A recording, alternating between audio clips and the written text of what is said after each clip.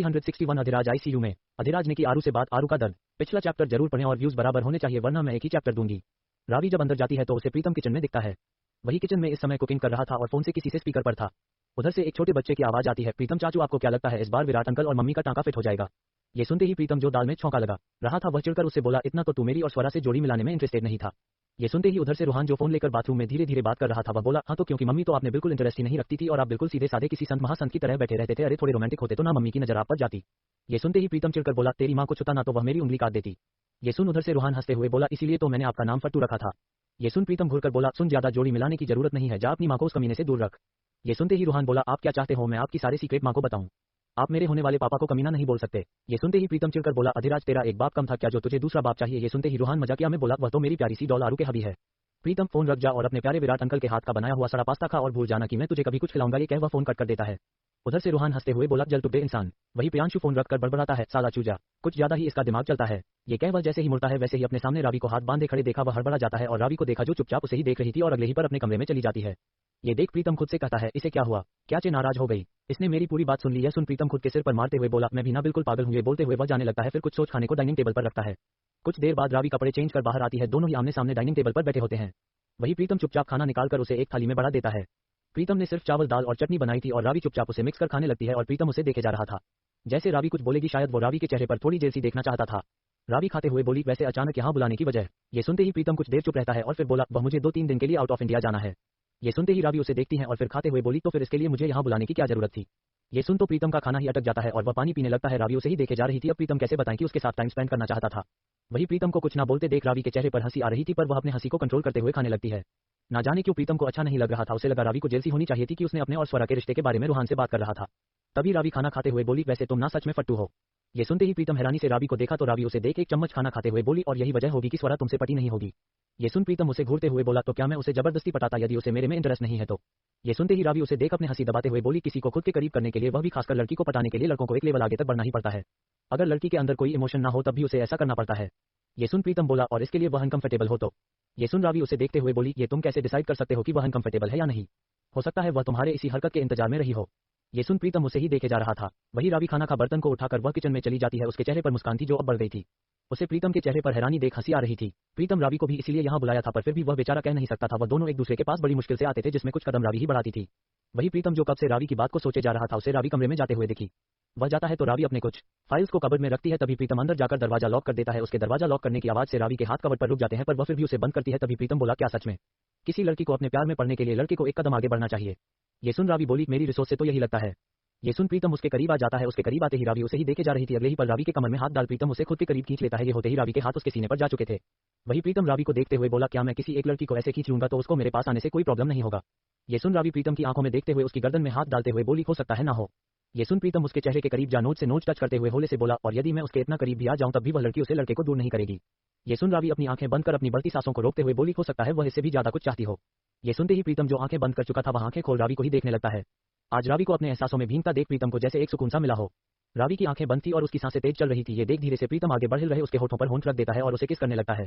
रावी भी अपनी आंखें बंद कर उसके बालों में अपने हाथों को डाल लेती है और प्रीतम के किस को फील करने लगती है। उसे भी जब पता चला कि प्रीतम कुछ दिन के लिए जा रहा है तो उसे थोड़ा बुरा तो लगता है। इन कुछ दिनों में अब उसे अकेला रहने का बिल्कुल भी मन नहीं करता था। वही प्रीतम जो उसे किस किया जा रहा था, लगभग 2 मिनट ही बात वह रुकता है। रावी अपनी आंखें खोल उसे नाखुशी में उसे देखती है तो प्रीतम धीरे से बोलता है, मैं चाहता हूं कि तुम भी मुझे किस करो प्लीज। ये सुन रावी आगे बढ़कर प्रीतम के होंठ पर अपने होंठ रख किस करने लगती है। रावी प्रीतम के अपर लिप्स को तो वही प्रीतम उसके लोअर लिप्स को किस करने लगता है और दोनों ही अपने इस पल में पूरे तरह से खोने से लगते हैं। वही किस करते हुए ही दोनों ही वही बिस्तर पर धड़ाम से गिरते हैं। वही प्रीतम उसे किस करते हुए ही अपने शर्ट के बटन खोल उसे दूर फेंक देता है। रावी का उसकी हरकत पर उसके दिल की धड़कनें बढ़ चुकी थी। वही रावी के हाथ उसके खुले सीने पर थे। एक लंबी किस बाद रावी गहरी गहरी सांस लेते हुए उसे देखती है। उसके आंखों में कुछ था जिसे देख प्रीतम बोला, मैं तुमसे धीरे धीरे प्यार करना चाहता हूं। मैं अपनी लिमिटेशन तभी तोड़ूंगा जिस दिन तुम मुझे पूरी तरह से अपनाओगी। यह सुन रावी उसे खुद के करीब फिर से खींच लेती है और दोनों के होंठ फिर से मिल गए और एक दूसरे के हाथों में हाथ उलझ जाते हैं। वहीं दूसरी तरफ रात का काफी पर बीत चुका था। आरू गिरवाल हाउस के छत के टेरेस पर चुपचाप बेजान सी पड़ी हुई थी। वह छत पर लेटी हुई थी। उसकी आंखें इस समय बेहद लाल थी। उसे देखकर अंदाजा लगाया जा सकता था कि वह कितनी ज्यादा रोई थी। उसे दिन में हुए हान का इंसिडेंट, तो उसके बाद वह लेटर में खून से लिखा हुआ खत, अधिराज का फोन ना उठाना, बरखा की वह हालत, यह सब उसके दिमाग में चल रहा था। कमरे में आहाना की शक्ल भी वह नहीं देखना चाहती थी। वह चुपचाप छत पर ही आकर लेट चुकी थी। ठंडी ठंडी हवा, पूरा ठंडा माहौल बना चुका था पर उसे तो जैसे फर्क ही नहीं पड़ रहा था। उसके एक हाथ में अभी भी फोन था। वह अभी भी फोन को आज भी उम्मीद से देख रही थी। तभी अचानक फोन बजता है। फोन के बजते ही आरू जैसे झट से उठकर बैठ जाती है। पर इतना रोने की वजह से वह तो बेजान सी हो चुकी थी। बड़ी मुश्किल से वह फोन को देखी तो उसमें अननोन नंबर था। ये देख वह डर से कांप जाती है कि कहीं फिर से किसी का कोई कॉल तो नहीं था। पर फिर भी वह धीरे से डरते हुए ही सही वह फोन उठाती है, इस उम्मीद में कि कहीं अधिराज का कॉल हो। वह फोन को उठाकर धीरे से उसे कान के पास ले जाती है तो उधर से एक भारी आवाज आती है, हेलो। यह आवाज सुनते ही जैसे आरू के अपने हाथ उसके दिल पर चले जाते हैं। आंखों से आंसू बेतहाशा बहने लगते हैं। उधर से अधिराज जो इस समय बिस्तर पर लेटा हुआ था वह बोला, हेलो, सुन रही हो? ये सुन आरू अपनी आंखें बंद करते हुए उस फोन को धीरे से स्पीकर पर करती है और रेलिंग से टिक जाती है और रोने लगती है। उसके रोने की तड़प भरी आवाज सुन अधिराज उधर अपनी आंखें बंद कर लेता है। काफी देर तक आरू वैसे ही रोती रहती है, तभी अधिराज की आवाज आती है, तुम्हें 5 मिनट रोने दिया, अब इसके बाद। ये सुन आरू और भी ज्यादा कसकर रोने लगती है और रोते हुए ही बोली, आप सच में बहुत बुरे हो।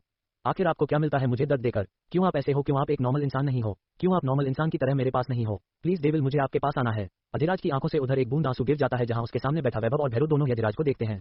वह अपनी आंखें बंद कर लेता है। तभी आरू बोली, आपको पता है मेरे दिल में कितना दर्द हो रहा है, कितना रोना आ रहा है। न जाने क्यों एक अजीब सी घबराहट हो रही है, जैसे आपको कुछ हो गया है। अधिराज का फोन स्पीकर पर था और अधिराज का फोन उसके पेट पर। वही अधिराज एक नजर उन दोनों को देखा तो दोनों ही उठकर वहां से जाने लगते हैं। तभी आरू बोली, आपको पता है जब उसने मुझे कहा कि उसने आपके साथ कुछ किया है तो मेरी जैसी जान निकल गई थी। ये सुनते ही जाते हुए भैरव और वैभव के दोनों के ही कदम रुक जाते हैं और वह दोनों अधिराज को देखते हैं। दोनों ही वहीं पर बैठ जाते हैं। अधिराज बोला, तुम किसकी बात कर रही हो? ये सुनते ही आरू को अचानक याद आता है और वह अपने आंसू पोंछ बोली, वह मुझे हाना बोलती है कि आप ना मुझे छोड़कर चले गए ना, इसलिए यह बोलते हुए आरू बात को बदल देती है। अधिराज थोड़े कड़क भाव में बोला, तुम मुझसे कुछ छिपा तो नहीं रही हो ना? ये सुन आरू अपने मुंह पर हाथ रख लेती है। आरू बोली, मैं सच कह रही हूँ। अधिराज जानता था कि आरू झूठ बोल रही है। तभी आरू की रोने की आवाज आई और वह बोली, प्लीज डेविल मेरे पास आ जाओ ना, अभी प्लीज आ जाओ ना, मुझे कोई शादी नहीं करनी, बस मुझे आपके साथ रहना है, प्लीज आ जाओ ना। अधिराज एक गहरी सांस लेते हुए बोला, अब तुम्हारे मुंह से एक शब्द मुझे रोने का नहीं सुनना, पहले अपने आंसू पोंछो। आरू अपने आंसू को पोंछती है तो अधिराज बोला, तुम चाहती हो ना कि मैं वहां आऊं? ये सुन आरू जल्दी से बोली, हाँ। अधिराज, तुम्हारा 3 दिन बाद कंपटीशन है ना, मैं चाहता हूं कि तुम्हारा फोकस उस पर रहे और तुम उसकी तैयारी करो। और 3 दिनों में तुम मुझे कॉल नहीं करोगी क्योंकि मुझे तुम्हें जीतते हुए देखना है और उस दिन मैं खुद तुम्हारे सामने खड़ा रहूंगा। ये सुनते ही आरू रोते हुए और जिद पर अड़ते हुए बोली, नहीं मुझे आप अभी, मुझे अपने पास चाहिए अभी के अभी। ये सुन अधिराज के चेहरे पर मुस्कान आ जाती है और वह बोला, मैं तुम्हें मिस्टर इंडिया दिखता हूं कि मैं यहां से वहां चला जाऊंगा। ये सुन अचानक आरू बोली, डेविल आप ठीक तो हो ना? ये सुन वैभव और भैरव दोनों एक दूसरे को देखते हैं। तभी अधिराज बोला, मैं ठीक हूँ, बस मैं चाहता हूं कि अब तुम नीचे जाओ और सो जाओ, मैं तुमसे 3 दिन बाद आकर मिलूंगा। ये सुनते ही आरू फिर से अपने दिल पर हाथ रखते हुए बोली, मुझे घबराहट सी हो रही है। ये सुन अधिराज बोला, जब आऊंगा तो तुम्हारे पास ही रहूंगा और फिर तुम्हें कभी खुद से दूर नहीं करूंगा, कभी भी नहीं। ये सुन आरू आंसू भरी आंखों से ही हाँ में सिर हिलाती है। तो अधिराज बोला, अब अपने कमरे में जाओ। ये सुनते ही आरू बोली, आपको कैसे पता मैं कहाँ हूँ? ये सुनते ही अधिराज बोला, मुझे पता है मेरी जान। इतनी ज्यादा रोना धोना सिर्फ उसे फट्टू के आगे करती है और या तो अकेली। यह सुनते ही आरू अपने आंसू पोंछते हुए बोला, वो फट्टू नहीं है, आपसे ज्यादा इंटेलिजेंट है।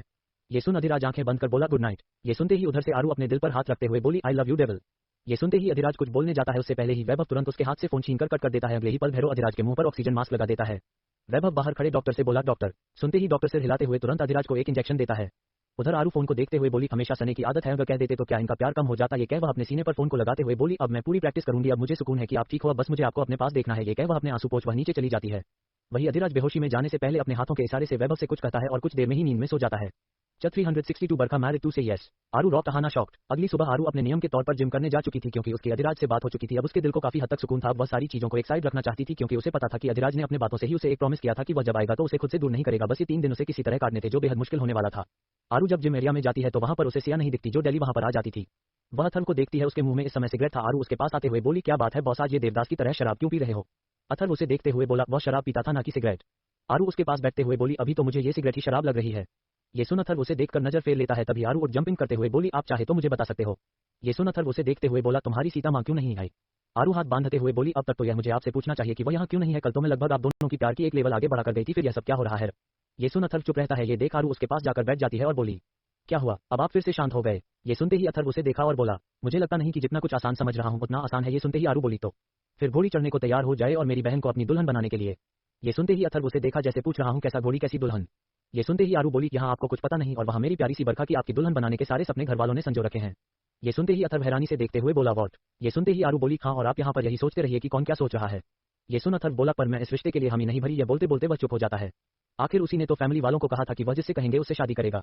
ये सुनते ही अथर्व कुछ सोचते हुए बोला, लेकिन जरूरी तो नहीं कि बरखा इस रिश्ते के लिए हामी ही भरेगी। यह सुनते ही आरू उसे देखते हुए बोली, मेरे हिसाब से आपके अंदर कोई कमी नहीं है, गुड लक है, अच्छी पर्सनैलिटी है और धीरे धीरे एक अच्छे सक्सेस कोच भी बनते जा रहे हो। एक लड़की को और क्या ही चाहिए? अथर्व, लेकिन मेरे हिसाब से बरखा किसी और को पसंद करती है, मुझे नहीं लगता कि वह हामी भरेगी। ये सुन आरू उठते हुए बोली, जिसको वह पसंद करती है वह सचमैन शिवजी की तरह महाजिद्दी इंसान है। वह बरखा को अपनी लाइफ में आने ही नहीं देना चाहता और इसी जिद में मुझे ऐसा लगता है कि बरखा हामी शादी के लिए भर देगी। अब आप सोचो आपको क्या करना है, या आप देवदास बनना है या अपने लिए कुछ करना है। ये सुन अथर्व आरू को देखते हुए, क्या तुम कुछ नहीं करोगी? ये सुन आरू उसे देखते हुए घूरकर बोली, क्या आप सच में डेविल के भाई हो, वह भी जुड़वा? ये सुनते ही अथर्व से घूरते हुए, क्यों तुम्हें इसमें कोई शक लगता है? ये सुन आरू बोली, बिल्कुल भी नहीं, लेकिन मुझे सच में विश्वास नहीं होता। मेरे डेविल के जैसे आपके अंदर भी वह पर्सनैलिटी और चैम है, पर फिर भी आप डेविल की तरह डोमिनेटिव क्यों नहीं हो? आपको पता है डेविल जिस चीज को शिद्दत से ठान लेते हैं वह करके रहते हैं। और यूं करके चुटकी बजा बोली, उनके लिए लड़कियां फिसलने को तैयार होती है और एक आप हो, क्या आपको एक लड़की नहीं पट रही? ये सुनते ही अथर्व उठते हुए बोला, मुझे सच में बिलीव नहीं होता कि कोई लड़की अपने पति की लड़की पटाने पर इतनी ज्यादा खुश भी हो सकती है। ये सुन आरू गुरूर से बोली, हाँ तो ये भी एक कला होती है जिसमें आप बिल्कुल जीरो हो। और रही बात खुश होने की, तो मैं नायाब चीजों को पसंद करती हूँ जिसको पाने के लिए लड़कियां सपना देखती हैं और वह मेरा है। ये बोलते हुए आरू के चेहरे पर एक गर्व था कि अधिराज उसका पति है। ये सुनते ही अथर्व उसे देखते हुए बोला, अगर ऐसी बात है और मेरे अंदर भी वही चैम है तो फिर अब तक तुमने मुझे क्यों नहीं पसंद किया। ये सुनते ही आरू उसे देखने लगती है। अथर्व शायद जानना चाहता था कि आरू इस सवाल का क्या जवाब देगी। आरू उसे देखते हुए उसके कंधे पर हाथ रखते हुए बोली, इसके लिए आपको मुझे नहीं सासू मां को ब्लेम करना चाहिए। उन्होंने अगर आपको पहले खोज लिया होता तो शायद उस हिटलर डेविल की जगह मैं आपको पसंद करती, पर अफसोस। ये बोला आरू बेचारों सा मुंह बना देती है।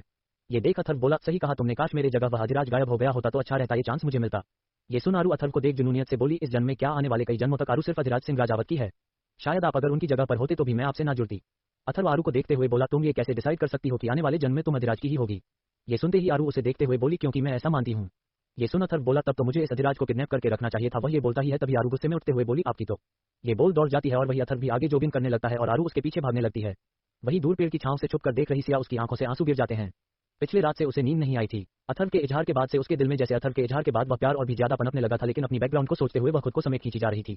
इन 2-3 दिनों में ही उसे अधिराज का अपने पास आना, उसका छूना, ये सब कुछ अच्छा लग रहा था। और जब से अथर्व ने अपने प्यार का इजहार किया था तब से उसे एहसास हुआ था कि अथर्व उसके पास और उसकी करीबी उसके प्यार की वजह से था। लेकिन सिया के अंदर जैसे रात भर से घूम रहे सारे मंजर में एक तरफ से जगह दी थी और वह न जाने कब से खड़ी होकर दूर से ही अथर्व और आरू की हरकतों को देख रही थी। उसे सुनाई तो कुछ नहीं दे रहा था, पर उसे आरू का गुस्सा होना, अथर्व का कुछ कहना और उसके कंधे पर मारना की सब कुछ दिख रहा था। उसे अथर्व और आरू के रिश्ते पर कोई डाउट नहीं था। शायद वह एक बार के लिए अथर्व पर शक कर सकती थी, लेकिन आरू पर नहीं। उसे पता था कि वह अधिराज से कितना प्यार करती है और वही अथर्व उसे भाभी मां का रूप दिया था। ऐसे में उसके रिश्ते पर सवाल उठाना तो वह सोच भी नहीं सकती थी, और खासकर आरू जैसी फ्रेंड पर। काश वह आरू की तरह निडर होती, काश उसे भी यह सब चीजों के बारे में सोचा ना होता, काश कि वह ये सब सोचते हुए उसकी आंखों से आंसू गिर जाते हैं और वह वहां से जाने लगती है। वही दूर से अथर्व जॉगिंग करते हुए ही सिया के दुपट्टे को उस पेड़ की आड़ में देख चुका था और वह खुद से ही कुछ सोचता है। वहीं दूसरी तरफ नाश्ते में सभी लोग बैठे हुए थे। रचना शिव को देखते हुए बोली, शिव वैभव तो कह कर गया था कि वह जाएगा, पर उसका कोई अता पता नहीं है। हो सके तो शाम को जाते समय सौम्या को लेते आना। अब काफी दिन हो गए हैं, हमें भी सौम्या और बच्चे के बिना नहीं अच्छा नहीं लग रहा। हम कितना दिन रहेगी उसके साथ। यह सुन शिव हमें सिर हिल लेता है। तभी बरखा और रहाना दोनों ही खाने को डाइनिंग टेबल पर रखते हैं। शिव की नजर बरखा पर पड़ी, जिसने इस समय पर्पल कलर की सूट को पहना हुआ था और दुपट्टे को उसने दोनों तरफ पिनप किए, कानों में छोटी छोटी झुमकी, माथे पर एक छोटी सी बिंदी और बालों को चोटी बनाए हुए थी और बेहद खूबसूरत लग रही थी। अनायास ही शिव की नजर उसके होठों पर पड़ी, पर वह अपनी नजरें फिर अपने थाली में देखने लगता है। बरखा चुपचाप सभी को खाने को परोसती है। सभी बैठते हैं तो विजेश जी रचना को इशारा करते हैं। विजेंद्र का इशारा समझ रचना बरखा को हाथ पकड़ बैठाती है और मधु को खाना परोसने को कहती है। मधु हमें सिर हिला सभी को खाना परोसती है तो रचना बरखा का हाथ पकड़ बोली, बरखा मुझे पता है मैं थोड़ी जल्दबाजी कर रही हूँ, पर फिर भी हमने तुम्हें एक दिन का समय दिया। हम चाहते हैं बेटा आपका जो भी डिसीजन हो आप जल्द से जल्द बता दे, क्योंकि यदि मना भी करना होगा तो हमें उन्हें बताना होगा ताकि वह अथर्व के रिश्ते को किसी और के साथ सोच सके। वह इतना ही बोलती है कि बरखा बात को बीच में काटते हुए बोली, मां मैं इस रिश्ते के लिए तैयार हूँ। ये सुनते ही रचना भी एक पल के लिए हैरान होकर देखने लगती है। वही सभी की नजर रचना बरखा पर पड़ती है। वही शिव भी एक नजर उठा बरखा को देखा जो उसे देख भी नहीं रही थी। वह तो ऐसे बैठी थी जैसे शिव यहाँ पर हो ही ना। रचना उसके चेहरे पर हाथ रखते हुए बोली, बेटा शादी का फैसला बहुत बड़ा फैसला होता है, आपने सोच समझ कर तो लिया है ना। ये सुन अमित मुंह बनाते हुए बोले, हाँ बेटा सोच समझ कर फैसला लेना, वरना जबरदस्ती का फैसला कभी कभी इंसानों को बोझ तले सारा प्यार दब जाता है। रचना उसे घुरकर देखी और बोली, इनडायरेक्ट कहना क्या चाहते हो। ये सुनते ही अमित बोला, कहना क्या चाहता हूँ भूलिए मत, हमारी शादी किस वजह से हुई थी और आपको पटाने में मैं न जाने क्या क्या पापड़ बेलने पड़े थे। ये सुनते ही रचना कुछ बोलती तभी बगल में बैठी मधु बोली, अब आप दोनों चुप करिए, यहाँ बात बच्ची की शादी की हो रही है और आप दोनों अपने में ही लग गए। आप दोनों अपनी लड़ाई अपने कमरे तक रखा करिए, अभी बात हमारी बच्ची की चल रही है। वही अहाना मस्त से रचना और अमित जी की लड़ाई को देख एंजॉय कर रही थी, पर मधु के बीच में बोलने से उसका चेहरा ही लटक जाता है। तभी बरखा गहरी सांस लेते हुए बोली, मां मुझे शादी से कोई प्रॉब्लम नहीं है और वैसे भी आप लोग जो भी सोचोगे मेरे लिए अच्छा ही सोचोगे। ये सुनते ही रचना मधु को कुछ इशारा करती है तो मधु बरखा से बोली, बेटा हमें आपके फैसले पर नाज है, पर फिर भी हम पूछना चाहते हैं क्या आपकी लाइफ में कोई है, अगर है तो आप बता सकते हैं। ये सुन शिव एक बार फिर से बरखा को देखा तो बरखा तुरंत जवाब देते हुए बोली, मां जब प्यार एक तरफा होता है तो ऐसे में इंसान को मूव ऑन कर ही कर लेना चाहिए, ताकि जिस नए इंसान से मैं जुड़ रही हूँ कम से कम वह तो मुझे समझने की कोशिश करेगा। बरखा के सवाल से सभी कुछ नहीं बोलते हैं। तभी विजेंद्र जी मुस्कुराते हुए उसके सिर पर हाथ रखते हुए बोले, हमें आपके फैसले पर गर्व और खुशी दोनों है बेटा, हम सच में चाहते थे कि आप एक अच्छे परिवार में जाए और फिर राजावत परिवार से अच्छा परिवार तो कोई हो ही नहीं सकता। ये सुन बरखा मुस्कुरा देती है, हालांकि अपने आंखों के अंदर ही आंसू और दर्द और घुटन को वह खुद के ही अंदर समेटे हुए थे। वही शिव अभी भी चुपचाप अपने थाली में देख रहा था, पर आज इत्तेफाक था कि वह किसी भुक्कड़ की तरह खाए नहीं जा रहा था। वही रचना बोली, आपकी तरफ से तो हाँ है, अब हमें पता करना होगा कि अथर्व अपनी मर्जी से हाँ तो कर रहे हैं ना। ये सुनते ही डोर से अंदर आते हुए आरू बोली, उसकी मां चिंता आप मत करो, मेरे मास्टर की तरफ से भी हाँ है। ये सुनते ही सभी नजर दौड़ाकर आरू की तरफ देखते हैं जो अपने पसीने को पोंछते हुए अंदर आ रही थी। ये देख सभी उसे देखे तभी रचना बोली, कहना क्या चाहती है आप। ये सुन आरू बोली, यही कि मैं आज ही मास्टर को इस बारे में बताया। अब भला मेरी बहन की शादी की बात है, मैं इसमें कोई कॉम्प्रोमाइज नहीं कर सकती। मैं उनसे साफ साफ पूछा तो उन्होंने कहा कि वह इस शादी के लिए तैयार है, क्योंकि उनकी लाइफ में कोई नहीं है और वह बरखा को बहुत सारा बेइंतहा प्यार देंगे, इतना प्यार जितना प्यार बरखा को कोई नहीं दे सकता। ये सुन रचना और सभी तो और भी ज्यादा खुश हो जाते हैं। वही जैसे ही शिव ये सुनता है वह गुस्से में आरू को घूरने लगता है जो उसे ही देख रही थी। तभी आरू अंदर आते हुए शिव की थाली को देखते हुए बोली, अरे मेरे गुंगाले भोले भंडारी, यह क्या आज आपकी थाली में से सिर्फ एक निवाला टूटा है, क्या हुआ खाना अच्छा नहीं बना क्या। बरखा वैसे तो आज देखकर लग रहा है कि तुमने सभी के पसंद का खाना बनाया, मेरे भोले के पसंद का खाना नहीं बनाया। एक मिनट। ये बोल वह 2 आलू का पराठा उसके थाली में और रख देती है, जिसके थाली में ऑलरेडी 2 पराठा था, और वह उसे देख बोली, अच्छे से पेट भरकर खाना। वह क्या है ना, आज खुशी का दिन है, मेरे मास्टर और मेरी बहन की शादी जो होने वाली है। शिव जो अंदर से आरू की हरकत को गुस्से में देखे जा रहा था वह वहां से उठता है और वहां से जाने को होता है। तभी रचना बोली, कहां जा रहे हो बेटा। ये सुन शिव बोला, मुझे कुछ जरूरी काम है, अभी याद आया, मैं आते हुए सौम्या को लेकर आऊंगा। ये बोल चला जाता है। वही आरू जाते हुए शिव को देखती है और वही बरखा भी चुपचाप खाए जा रही थी। ये देख आरू गहरी सांस लेकर वह अपने कमरे में जाने लगती है। तभी पीछे से अहाना बोली, जिससे शादी होने वाली है उनका कोई अता पता नहीं है। दिन रात तुम्हारा इधर उधर निकल रहा है। वैसे कल रात को तुम रो रही थी और प्रियांशु तुम्हें बाहों में लेकर चुप करा रहा था। कितनी अजीब बात ना, अगर ऐसे तुम्हें कोई देखेगा तो तुम्हारे रिश्ते के बारे में क्या सोचेगा। ये सुन आरू उसे देखती है और उसके पास जाती है। ये देख अहाना उसे देखने लगती है तो आरू चेयर पर पैर रखकर उसी की थाली से एक निवाला तोड़कर जबरदस्ती अहाना का मुंह खोल उसके मुंह में डालते हुए बोली, जब शरीर में कमजोरी आती है ना तो जुबान भी लड़खड़ाने लगते हैं, तो ऐसे में इंसान को अपनी सेहत का ध्यान अच्छे से रखना चाहिए और मुझे ऐसा लगता है कि तुम्हारा खाना कम और फालतू की चीजों में दिमाग ज्यादा लगता है, इसलिए अपनी सेहत ठीक ठाक रखो। ये बोल अपने कमरे में चली जाती है। वही अहाना गुस्से में उठकर उसके पीछे जाती है। वही मधु बोलती है, आखिर इस लड़की की प्रॉब्लम क्या है, क्यों ये समझती नहीं है कि इसे कहाँ क्या बोलना चाहिए। ये सुन रचना कुछ सोचते हुए बोली, मेरे हिसाब से उसे रहते रहते समझ आ जाएगा और तुम चिंता मत करो। आरू को हट करना इतना आसान नहीं है। वही आरू जो अपने कमरे में जाकर अपनी टी शर्ट को निकाल वॉशरूम जा रही थी, तभी पीछे से अहाना गुस्से में उसका हाथ पकड़ खुद की तरफ करते हुए बोली, क्या कहा तुमने कि तुम कुछ भी कर सकती हो। तुम्हें पता है तुम्हारे कल की करतूत के बारे में मैं तुम्हारी फैमिली वालों को नहीं बताया और ना ही राजावत परिवार को। अगर उन्हें पता चलेगा कि तुम प्रियांशु के कैसे गोद में चढ़कर बैठी थी, तुम्हें पता है तुम्हारा ये रिश्ता टूटने में जरा भी देर नहीं लगेगा, और अगर तुम्हारे पति को मैं कहूं तो फिर क्या होगा। आरू अपने हाथों को स्ट्रेट कर उसके पास आती है और उसे देखते हुए बोली, एक बात बताना, तेरी प्रॉब्लम क्या है, बस तू मुझे वह बता दे, उसके बाद तुझे कैसे सीधा करना है इसके बारे में मैं सोच सकूंगी। ये सुन अहाना बोली, मेरी प्रॉब्लम ये है कि तू एक साथ दो मर्दों को घुमाती है। ये सुन आरू एक कदम आगे बढ़ती है तो अहाना डरकर पीछे हो जाती है। उसे लगता है कि आरू उसे फिर से थप्पड़ मारेगी। आरू उसके करीब जा उसके गाल को थपथपाते हुए बोली, बेटा तुम गोद में चढ़ने की बात कर रही हो, मैं तो प्रियांशु के साथ में उसके बिस्तर पर भी सो जाऊंगी ना, तो तेरे और उस तेरी ही जैसी एक नागिन शिल्पा के अलावा मेरे को किसी बोलने की वजह नहीं है, और तू गोद में बैठने की बात कर रही है, जा जाकर कह दे तुझे चैलेंज करती हूँ। आरू के ऐसे बोलने पर अहाना उसे देखते हुए बोली, तुझे शर्म नहीं आती ऐसी बातें बोलते हुए। ये सुन आरू उसे देख दो कदम पीछे होते हुए बोली, मैं सामने वाले की मुंह को देखकर डिसाइड करती हूँ कि मुझे अपना लैंग्वेज कैसे यूज करना है, और तूने पहली बार नहीं ना जाने कितनी बार मेरे और प्रियू के रिश्ते पर उंगली उठाई है। मेरा और उसका रिश्ता क्या है, अगर तो मुझसे डायरेक्ट पूछती तो तुझे इतनी अच्छी डेफिनेशन देती कि तुझे दोबारा पूछने की जरूरत नहीं पड़ती, पर हर बार तूने मेरे रिश्ते पर सवाल उठाया है, तो जब सवाल को उठाएगी तो जवाब भी तुझे मिलेगा, और जिस दिन मैंने सवाल उठाने शुरू किया ना उस दिन तू जवाब भी नहीं दे पाएगी। ये सुन अहाना कुछ कहती है तभी आरू उसे देखते हुए बोली, तेरे पहले रिश्ते के सवाल पर मैंने तुझे थप्पड़ लगाया था, आज तो तुझे मैं थप्पड़ भी नहीं लगा पाई, पर तुझे तेरे सवाल के बदले एक सवाल करती हूँ, मेरा प्रियू का रिश्ता चाहे जैसा भी हो, हम चाहे लवर हो, चाहे बॉयफ्रेंड गर्लफ्रेंड हो, कुछ भी हो सकते हैं, पर एक बात बता, वह तो तेरे रिश्ते में भाई है ना, कहीं ऐसा तो नहीं कि तू अपने भाई को ही पसंद करने लगी है। ये सुन अहाना शकपका जाती है। आरू उसके पास आते हुए वह उसके कंधे को थपथपाते हुए बोली, अगर मैं अपने डेविल से अपना रिश्ता तोड़कर अगर प्रियांशु के साथ ही शादी करना चाहूं ना तो भी घर वालों को आपत्ति नहीं होगी, पर जैसा कि तेरी आंखों में मुझे कुछ और ही दिख रहा है तो बेटा संभल जा। वह क्या है ना, तेरे रिश्ते को इस घर में क्या राजावत खानदान में क्या कोई भी सपोर्ट नहीं करेगा, और रही बात प्रियू का तो वह तुझे धक्के मारकर बाहर निकालेगा क्योंकि उसे अपने रिश्ते की कदर है। ये सुन अहाना के हाथों की मुट्ठियां जोर से कस जाती है। अहाना की मुट्ठियों को कसते देख आरू बोली, तेरी नियत मुझे कुछ ठीक नहीं लग रही है, हो सके तो खुद को संभाल ले, जब से प्यार करना जानी हूं ना तब से इन आंखों में हर किसी की आंखों में इमोशन देख समझ जाती हूं, पर तेरे इमोशन नाजायज है। ये सुन अहाना अपने नाखूनों को अपने हथेलियां में जोर से दबाने लगती है। ये शब्द सुनकर जैसे वह अपने नाखूनों से अपने हाथ के चमड़े तक उधेड़ डालेगी। आरू वहां से जाने लगती है तभी अहाना की आंखों से जो आंसू बह चुके थे वह उसे देख बोली, और यदि मैं ये कहूं कि प्रियांशु से मेरा कोई भी बहन का रिश्ता ना हो उसके बाद भी क्या प्रियू मुझे नहीं अपनाएगा। ये सुनते ही आरू पीछे मुड़ एक आक्रोश भरी आंखों से उसे देखते हुए बोली, यदि प्रियू इस रिश्ते के लिए हामी कहेगा तो प्रियू को तेरे और मेरे में से किसी एक को चुनना पड़ेगा, क्योंकि मैं तुझे उसकी जीवन में कभी नहीं आने दूंगी, कभी भी नहीं, बिकॉज आई हेट यू। ये बोल तुरंत वॉशरूम में चली जाती है। अहाना आरू की बात सुन अपने आंसू पोंछते हुए खुद से कहती है, अगर तेरी जिद है तो मेरी भी जिद है, अगर तेरे और मेरे में से प्रियू को किसी एक को चुनना होगा तो वह मुझे चुनेगा और मैं तुझे उसकी जिंदगी से निकाल कर फेंकूंगी, क्योंकि आई 363 अथर्वविहार ए इश्क किस्सिया राधिका को कॉल आना। अब तक बरखा के शादी के लिए हाँ कहना राजावत परिवार में भी खबर जा चुकी थी। वही अथर्व भी जब अंदर आता है तो दादी उसे बात करने के लिए बुलाती है। अथर्व चेहरे को धुल जब बाहर आता है तो सभी हाल में बैठे हुए थे। वही सभी को एक साथ बैठे देख अथर्व हैरानी से सभी को देखा, तभी दादी बोली, बेटा हमने आज जो आपसे कहा था आप उस पर तो है ना। ये सुन अथर्व उन्हें देखा तो दादी बोली, हमने आपसे शादी के बारे में बात की थी। ये सुन अथर्व उन्हें देखा, उसे आरू पहले ही बता चुकी थी, शायद इसलिए उसे अंदाजा था। वही दादी की कुछ और कहने से पहले ही बोलता है, दादी माँ आपको जो भी डिसीजन लेना होगा आप ले सकते हैं, पर उसके लिए मैं आपसे सिर्फ कुछ घंटे की मोहलत मांगता हूँ। ये सुन सभी एक दूसरे को देखने लगते हैं। दादी राधिका को देखती हैं तो राधिका हाँ बोली, दादी ठीक है बेटा, पर शादी के समय और डेट नजदीक आ रही है, अधिराज भी जल्द से जल्द आने ही वाले हैं, उनके आने के बाद ये फंक्शन हम शुरू करेंगे, तब तक मैं चाहती हूँ कि आप अपना जवाब दे दे ताकि हम जो लड़की पसंद कर रहे हैं उनकी तरफ से भी तो तैयारी शुरू होनी चाहिए। ये सुन अथर्व एक नजर सामने देखा जहां सिया सभी के लिए चाय लेकर ट्रे में खड़ी थी, उसकी नजरें झुकी हुई थी। अथर्व सिया को देखा और फिर वह बोला, हाँ दादी मैं शाम तक आपको इस शादी का डिसीजन बता दूंगी। सिया के हाथों के पकड़ उसके ट्रे कस जाती है, तभी शिल्पा की आवाज आती है, वहां चाय कब से लेकर खड़ी रहोगी, वहीं पर ठंडी करनी है क्या। ये सुनते ही सिया अपने होश में आ जाती है और हड़बड़ाकर चाय लेकर आगे आती है। वह सभी को चाय देने लगती है। वही अथर्व सिया को ही देखे जा रहा था। तभी सिया उसकी तरफ चाय बढ़ाती है, पर उसके हाथ अथर्व के सामने जाते हुए कुछ इस तरह काम रहे थे कि नतीजा चाय का कप छूट जाता है और वह अथर्व के हाथ पर गिर जाता है। ये होते ही सिया हड़बड़ा जाती है और वह जल्दी जल्दी अपने दुपट्टे से ही अथर्व के हाथों को पोंछने लगती है, पर ये तरह के हाथों पर गिरने से दादी बोली, जल्दी से आइस लगाओ। ये सुनते ही सिया हाँ में सिर हिलाकर तुरंत किचन में चली जाती है। ये देख शिल्पा बोली, इस तरह से अपने लंबे लंबे बाल खोलकर चलेगी तो यही हाल होगा ना। अब तक गांव में होती तो समझ में आता, जब लोग कहते हैं मर्दों के बीच में लोगों को आकर्षित करने के लिए बाल खोलकर चल रही है। ये सुनते हैं सभी उसे एक नजर देखते हैं तो अभी नीचे आई श्रुति बोली, लगता है बड़ी माँ आपको इस चीज का एक्सपीरियंस काफी अच्छे से है। ये सुनते ही शिल्पा उसे दुपट्टे हुए बोली, चुप कर, इन सभी के साथ रहते रहते तू भी एकदम गांवटी होती जा रही है। तभी चाय पीते हुए राधिका बोली, मेरे हिसाब से तुम्हें अपने कमरे में जाना चाहिए, मैं सिया को वहीं पर भेज देती हूँ। ये सुन अथर्व अपनी माँ को देखा तो राधिका बोली, तब तक जाकर अपने कमरे में आराम करो। ये सुन वह अपने कमरे में चला जाता है। वही सिया आइस बाउल लिए बाहर आती है तो उसे वहां अथर्व नहीं दिखता। सिया की आंखें लाल थी। ये देख सिया कुछ पूछती तभी काव्या बोली, भैया अपने कमरे में। तभी राधिका बोली, जाकर उसे कमरे में ही दे आओ, उसे जलन हो रही होगी। सिया कमरे की तरफ चली जाती है। कमरे की डोर पर जब वह एक गहरी सांस लेती है और अपने बालों को जो उसके चेहरे पर आ रहे थे उसे कान के पीछे करती है। उसके बाल इस समय खुले हुए थे जिसको उसने धुला हुआ था। वह अंदर जाती है तो देखी वॉशरूम से पानी गिरने की आवाज आ रही थी। ये देख वह सोचती है कि वह इस रख यहाँ से चली जाएगी, पर न जाने क्यों जैसे वह रुकना चाहती थी। वह उसके दर्द पर मलहम लगाना चाहती थी, इस आस में वह वहीं पर रुक जाती है। वही अथर्व जिसके हाथों में कुछ खास जलन तो नहीं था क्योंकि चाय इतनी भी गर्म नहीं थी, पर वह नहाने चला गया था। नहाकर जैसे ही वॉशरूम से बाहर आता है उसकी नजर उसकी तरफ पीट किए खड़े सिया पर पड़ी। ये देख वह एक पल के लिए थमता है। अगले ही पल वह बोला, क्या हुआ, मेरे कमरे में ऐसे ही खड़ी रहोगी?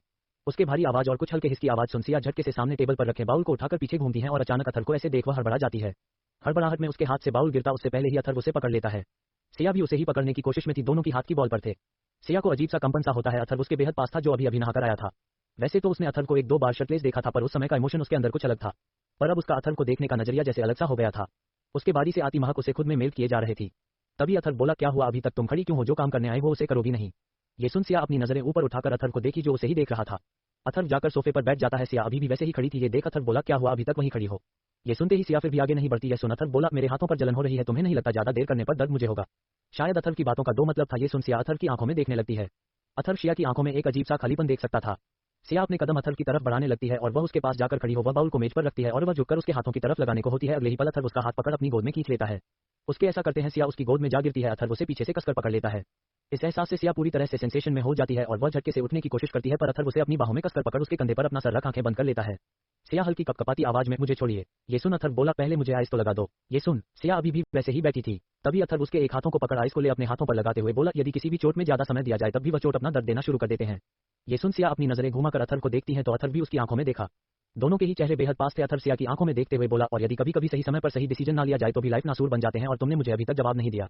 ये सुन सिया अथर्व को देखते हुए बोली, अगर मैंने आपको जवाब नहीं दिया है तो इसका मतलब ना है। ये सुन अथर्व उसके बालों को उसके पीछे से आगे करते हुए, तुम्हारे ना की वजह जान सकता हूं मुझे ना करने की? सिया चुप हो जाती है और कुछ बोलती नहीं। ये देख अथर्व उसे झटके से और खुद के करीब करता है, जिससे सिया मुड़ उसके दोनों हाथ अथर्व के सीने पर चले जाते हैं। वह अथर्व से दूर होती है उससे पहले ही वह उसे और भी कसकर कमर पकड़ के करीब खींच लेता है। दोनों की ही नोज आपस में टच हो रहे थे। सिया की आंखों में आंसू भर जाते हैं और वह थोड़ी डरने से लगती है। कहां वो मर्द की एक चुभन से ही काम चली थी, अब वह किसी की बाहों में इस तरह थी। वह भी ऐसे अवस्था में उसकी दिल की धड़कन 1000 स्पीड गुना बढ़ चुकी थी और वह धीरे से बोली, प्लीज मुझे छोड़िए। सुन अथर्व उसके चेहरे को हाथों से पकड़ ऊपर करता है। सिया अपनी आंखें बंद की थी। अथर्व बोला, आज तुम्हें छोड़ दिया तो फिर तुम्हें पूरे लाइफ में कभी नहीं देख पाऊंगा। ये सुन सिया आंखें खोल उसे देखी तो अथर्व उसके चेहरे पर हाथ रख उसका चेहरा अपने हाथों में लिए बोला, मैं अभी तक तुम्हें सिर्फ समय दिया था, वह भी इसलिए ताकि तुम्हें ये ना लगे कि मैं तुम्हारे साथ जबरदस्ती कर रहा हूं, पर इसका मतलब यह नहीं कि मैं तुम्हें तुम्हारी ना करने पर तुम्हें छोड़ दूंगा।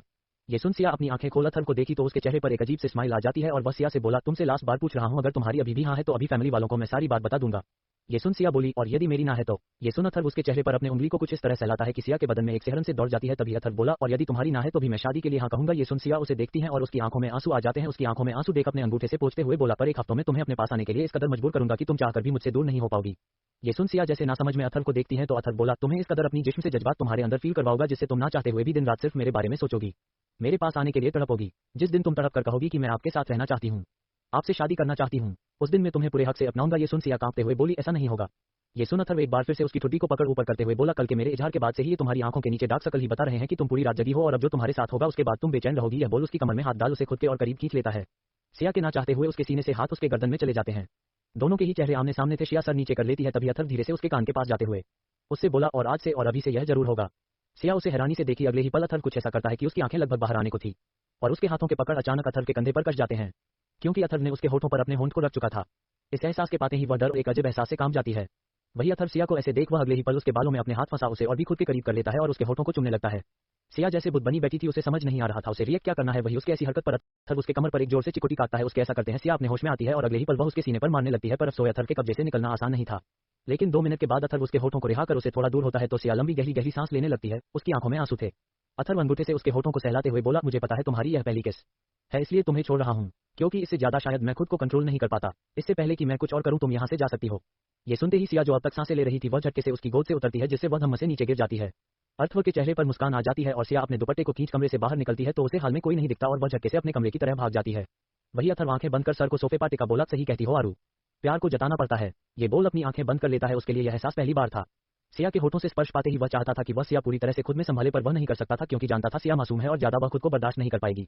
वहीं दूसरी तरफ से सिया अपने कमरे में दौड़ कर जाती है तो वहां श्रुति चुपचाप बेड पर अपना सिर टिकाकर बैठी हुई थी। इन कुछ दिनों में श्रुति की लाइफ में बहुत चेंज आए थे। वह शांत सी पड़ चुकी थी, पर शायद इस चीज पर किसी का ज्यादा ध्यान भी नहीं दिया था। श्रुति अपनी आंखें बंद की थी, तभी झटके से दरवाजा खोलकर अंदर आते हुए सिया को देखती है। वह सिया से कुछ कहती उससे पहले ही सिया बिस्तर पर तकिया में वह छुपा कर लेट जाती है और उसे कसकर पकड़ मुंह घुसाए हुई थी। उसकी इस हरकत पर श्रुति उसे देखते हुए बोली, क्या हुआ, ये लैला की तरह भाग क्यों रही है? सिया कोई जवाब नहीं देती तो श्रुति उसे पलटती है तो उसके चेहरे पर एक शर्म की लाली देख बोली, क्या हुआ, कोई रोमांटिक सीन देख लिया क्या? ये तेरे चेहरे पर शर्म क्यों दिख रही है? सिया अपनी आंखें बंद की थी और उसे अभी भी वह पल याद आते रहे थे।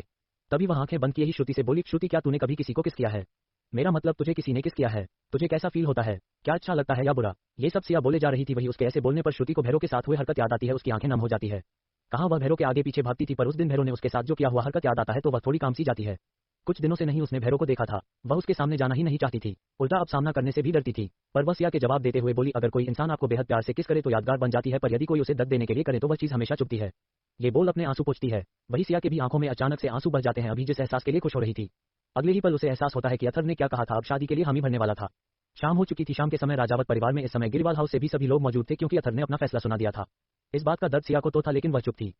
सभी अपने अपने ड्यूटी पर जा चुके थे। घर में सिर्फ बड़े मौजूद थे। वही राधिका रचना से बोली, रचना मेरे हिसाब से अब शादी को सिर्फ 10 दिन रह गए हैं, अब हमें अपनी तैयारियां शुरू कर देनी चाहिए।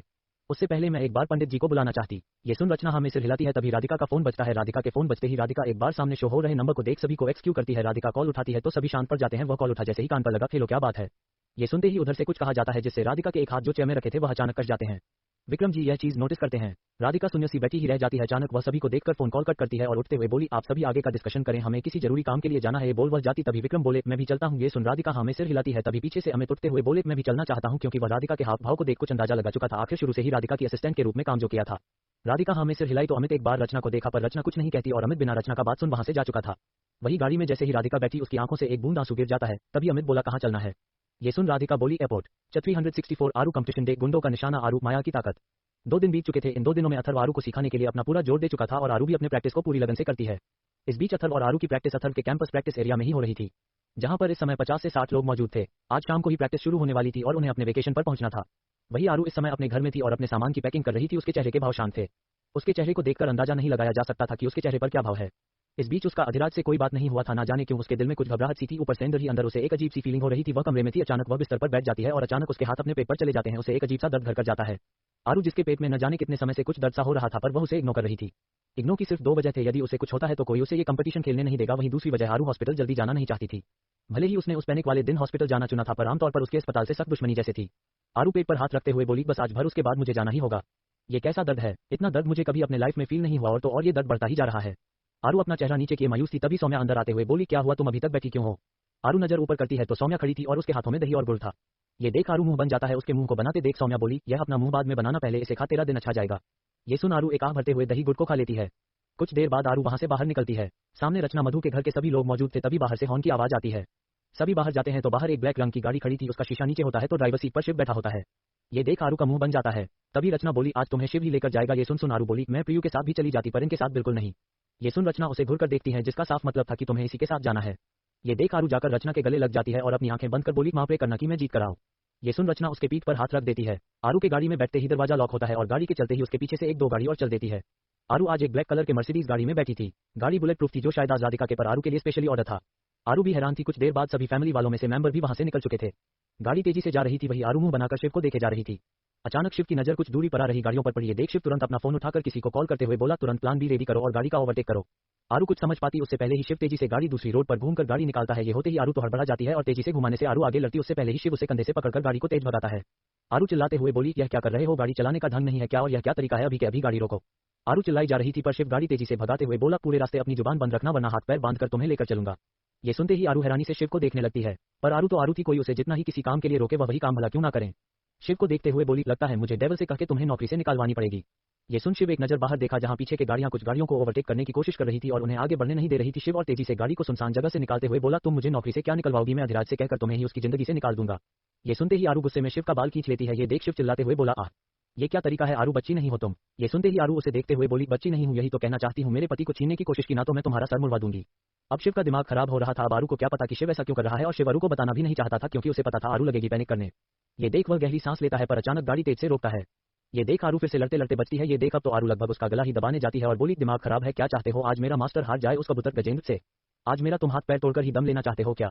ये बोलती ही है तभी शिव बोला, पहले इन लोग से तो बच जाओ, उसके बाद वहां जाकर अपनी बॉक्सिंग करना। ये सुन आरू ना समझी में शिव को देखी और फिर सामने नजर घुमाती है, जहां 2 से 3 गाड़ियां रुकी हुई थी और बंदूक लिए कई सारे लोग। ये देख आरू की आंखें बड़ी हो जाती है और वह शिव को देखते हुए बोली, ये लोग कौन है और यह हमारा रास्ता क्यों रोक रहे हैं? ये सुन शिव बोला, ये सारे तुम्हारे मेहमान नवाजी के लिए आए हैं। ये सुन आरू बोली, क्या मतलब? शिव शायद ये चाहते हैं कि तुम आज अपनी बॉक्सिंग ना करो।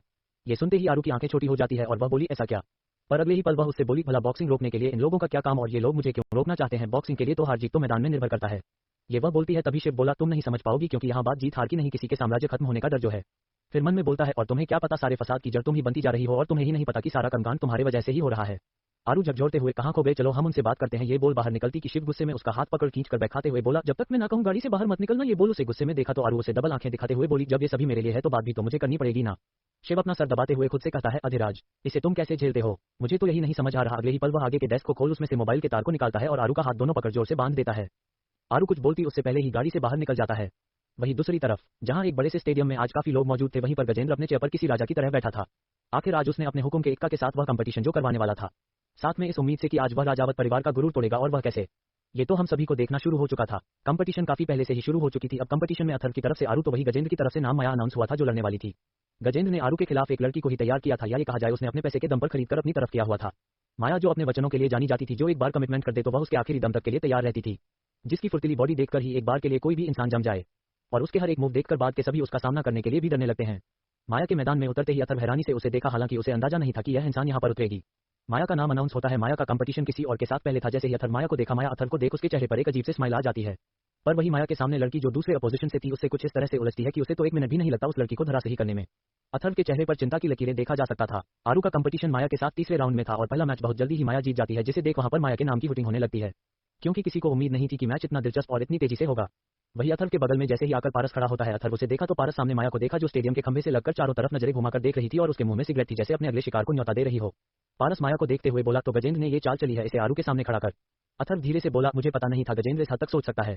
अथर्व के चेहरे के हाव भाव को देख गजेंद्र चलकर उसके पास आता है और उसे देखते हुए बोला, क्या हुआ मिस्टर अथर्व सिंह राजावत, मेरे खिलाड़ी को देखकर इतनी हैरानगी क्यों है। अथर्व बोला, उम्मीद नहीं थी कि तुम ऐसा चाल चलोगे। ये सुन गजेंद्र हंसते हुए बोला, तुमने ही मुझे थोड़ा हल्के में लिया था, शायद तुम भूल गए, मैंने तो तुम्हारा अस्तित्व को ही बदल कर रख दिया था और तुम मुझे इतना हल्के में कैसे ले सकते थे। सच भी था, अथर्व को ऐसी जिंदगी से गुजारने वाला इंसान आखिर उसके सामने जो था। अथर्व कुछ कहता तभी गजेंद्र बोला, क्या बात है, अभी तक तुम्हारी वह खिलाड़ी, तुम्हारी ब्यूटीफुल भाभी कहीं दिख नहीं रही है, क्या हुआ, लगता है पहले से ही हार मान गई क्या। ये सुन अथर्व बुलंद आवाज में बोला, उसे कमजोर समझने की गलती मत करना गजेंद्र। ये सुनते ही गजेंद्र हंसते हुए बोला, सही कहा तुमने, वैसे मैंने उसे कम समझने की गलती की भी नहीं है, पर अफसोस कहीं ऐसा तो नहीं इतनी देर से ना आने की वजह। ये बोल थोड़ा रुकता है और अथर्व के कान के पास जा बोला, उसे कहीं कुछ हो तो नहीं गया है। ये वह बोलता ही है कि अथर्व के भाव चेंज हो जाते हैं और वह अगले ही पल आगे बढ़कर गजेंद्र के गर्दन को पकड़कर खींच लेता है और उसकी आंखों में देख गुस्से में बोला, उसको एक खरोच भी मैं बर्दाश्त नहीं करूंगा गजेंद्र रायचंद, अगर तेरे अंदर इतनी हिम्मत है ना तो ये सब कुछ सामने है, सामने से अपनी जीत और हार तय कर। ये पीठ पीछे चाकू घोपना बंद कर, वरना जिस दिन मैं पीठ पीछे वार करना शुरू करूंगा ना तेरी पुश्ते भी कहां खो जाएगी तुझे पता नहीं चलेगी। उसके गर्दन को कसते हुए बोला, या फिर यह खुद को एडमिट कर कि तू नाकाबिल, नामर्द, कमजोर इंसान है। ये सुन गजेंद्र अपने गर्दन पर रखे उसके हाथ को पकड़ हटाने की कोशिश करते हुए बोला, क्या बात है, किसी खिलाड़ी के लिए तो इतनी गुस्सा नहीं उमड़ सकता, कहीं ऐसा तो नहीं तुम्हारे लिए वह भाभी से कुछ ज्यादा ही बढ़कर है। ये वह बोलता ही है तभी अथर्व गुस्से में गजेंद्र के मुंह पर एक जोर से मुक्का जड़ देता है। उसके हाथ गर्दन पर पकड़ते ही वहां पर काफी लोग आ चुके थे, पर अथर्व का फायर होते ही वहां सभी लोग दौड़कर उन दोनों को अलग करते हैं। वहां पर बैठे काफी जस्टिस और दोनों को बेहद में रहने को बोलते हैं। जब कोच की ही आपस में लड़ाई होगी तो उनके खिलाड़ी को कौन आगे करेगा, पर गजेंद्र तो जैसे बेसम था, शायद तू आज आरू के साथ साथ अथर्व को भी नाकाबिल ठहराने के लिए ये सारी हथकंडे अपना रहा था। 365 आरू की मैच माया से गजेंद्र की घटिया चाल। अथर्व और गजेंद्र के बीच में बातों की बहस होती है, जिसे वहां पर लोग खड़े उन दोनों को अलग करने लगते हैं, पर गजेंद्र के चेहरे पर तो एक मक्कार भरी मुस्कान थी, जिसे देखकर अथर्व को कहीं ना कहीं थोड़ा सा डर तो लगा ही था। शायद यही अंतर था अधिराज और अथर्व दोनों के बीच में। अथर्व दिल से ज्यादा सोचता था और अधिराज दिमाग से, दोनों ही एक दूसरे को घुरे जा रहे थे। जहां गजेंद्र के चेहरे पर एक अजीब से स्माइल और अथर्व की आंखों में गुस्सा था, तभी एक आवाज गुजता है, एक बात है गजेंद्र, बहुत जल्दी तुझे अपनी जीत का जश्न मनाना होता है। अरे थोड़ा सा रुककर सोच समझ भी लिया कर, यदि तेरा पल्ला पलटा तो तेरी नाक जो तू इतनी ऊंची दिख रहा है कहीं वह न कट जाए, या फिर यह अपना थोबड़ा कहीं दिखाने लायक ना रहे। राया आवाज सुन सभी अपने नजरें घुमाते हैं तो वहां पर शिव खड़ा था। शिव जेब में हाथ डाले आ रहा था, तो वही शिव के साथ उसके पीछे आरू खड़ी थी, जिसका मुंह गुस्से से लाल था। अब ये क्यों था इसकी वजह तो बाद में ही पता चलने वाली थी, पर शिव के साथ में आरू को देखा तो गजेंद्र की आंखें छोटी हो जाती है और हाथों की मुठ्ठियां कस जाती है। खुद से कहता है आखिर क्या किस्मत लेकर यह पैदा हुई है, पर अगले ही पल वह आगे बढ़ते हुए बोला, नाक मेरी आखिरी तक ऊंची रहेगी मिस्टर शिव, वह तो वक्त बताएगा और ग्राउंड में ही पता चलेगा। जिस बात का इतना ज्यादा घमंड मुझे दिखाया गया है, जरा मैं भी तो देखूं मेरे खिलाड़ी के आगे टिकने की हिम्मत भी है इस नाजुक से कली के अंदर, या फिर एक दो को हराकर खुद को सबसे बड़ी खिलाड़ी समझती है। आरू अथर्व को पीछे देख जाते हुए एक जोर से पैर गजेंद्र के पैर पर मारकर वह अथर्व के पास चली जाती है। गजेंद्र तो हैरानी से अपने पैर को उठाकर उसे देखने लगता है। ये बदतमीज लड़की पर अगले ही पल सीटी बजती है जहां दूसरा मैच शुरू होने वाला था। ये देख सभी के कहने पर गजेंद्र वहां जाकर बैठ जाता है। वही सभी तो स्टेडियम के आसपास थे, पर थोड़ी दूर दर्शकों के बीच में गिरवाल फैमिली से लोग और साथ में राजावत परिवार के लोग भी आए थे। यहाँ तक कि प्रीता भी इस मैच को छोड़ने वाली नहीं थी और विश्वास से जीतकर वह भी चेहरे पर मास्क लगाकर अनिरुद्ध के साथ आई हुई थी। आखिर वह एक एमएलए की वाइफ थी, ऐसे में सभी के सामने आती तो मीडिया के भीड़ उसी पर इकट्ठा होती। प्रियांशु भी उन सभी के बीच में बैठा था। हाना जानबूझकर प्रियांशु के पास जाकर बैठती, तभी मास्क लगाए चेहरे पर प्रियांशु के बगल में बैठ जाता है।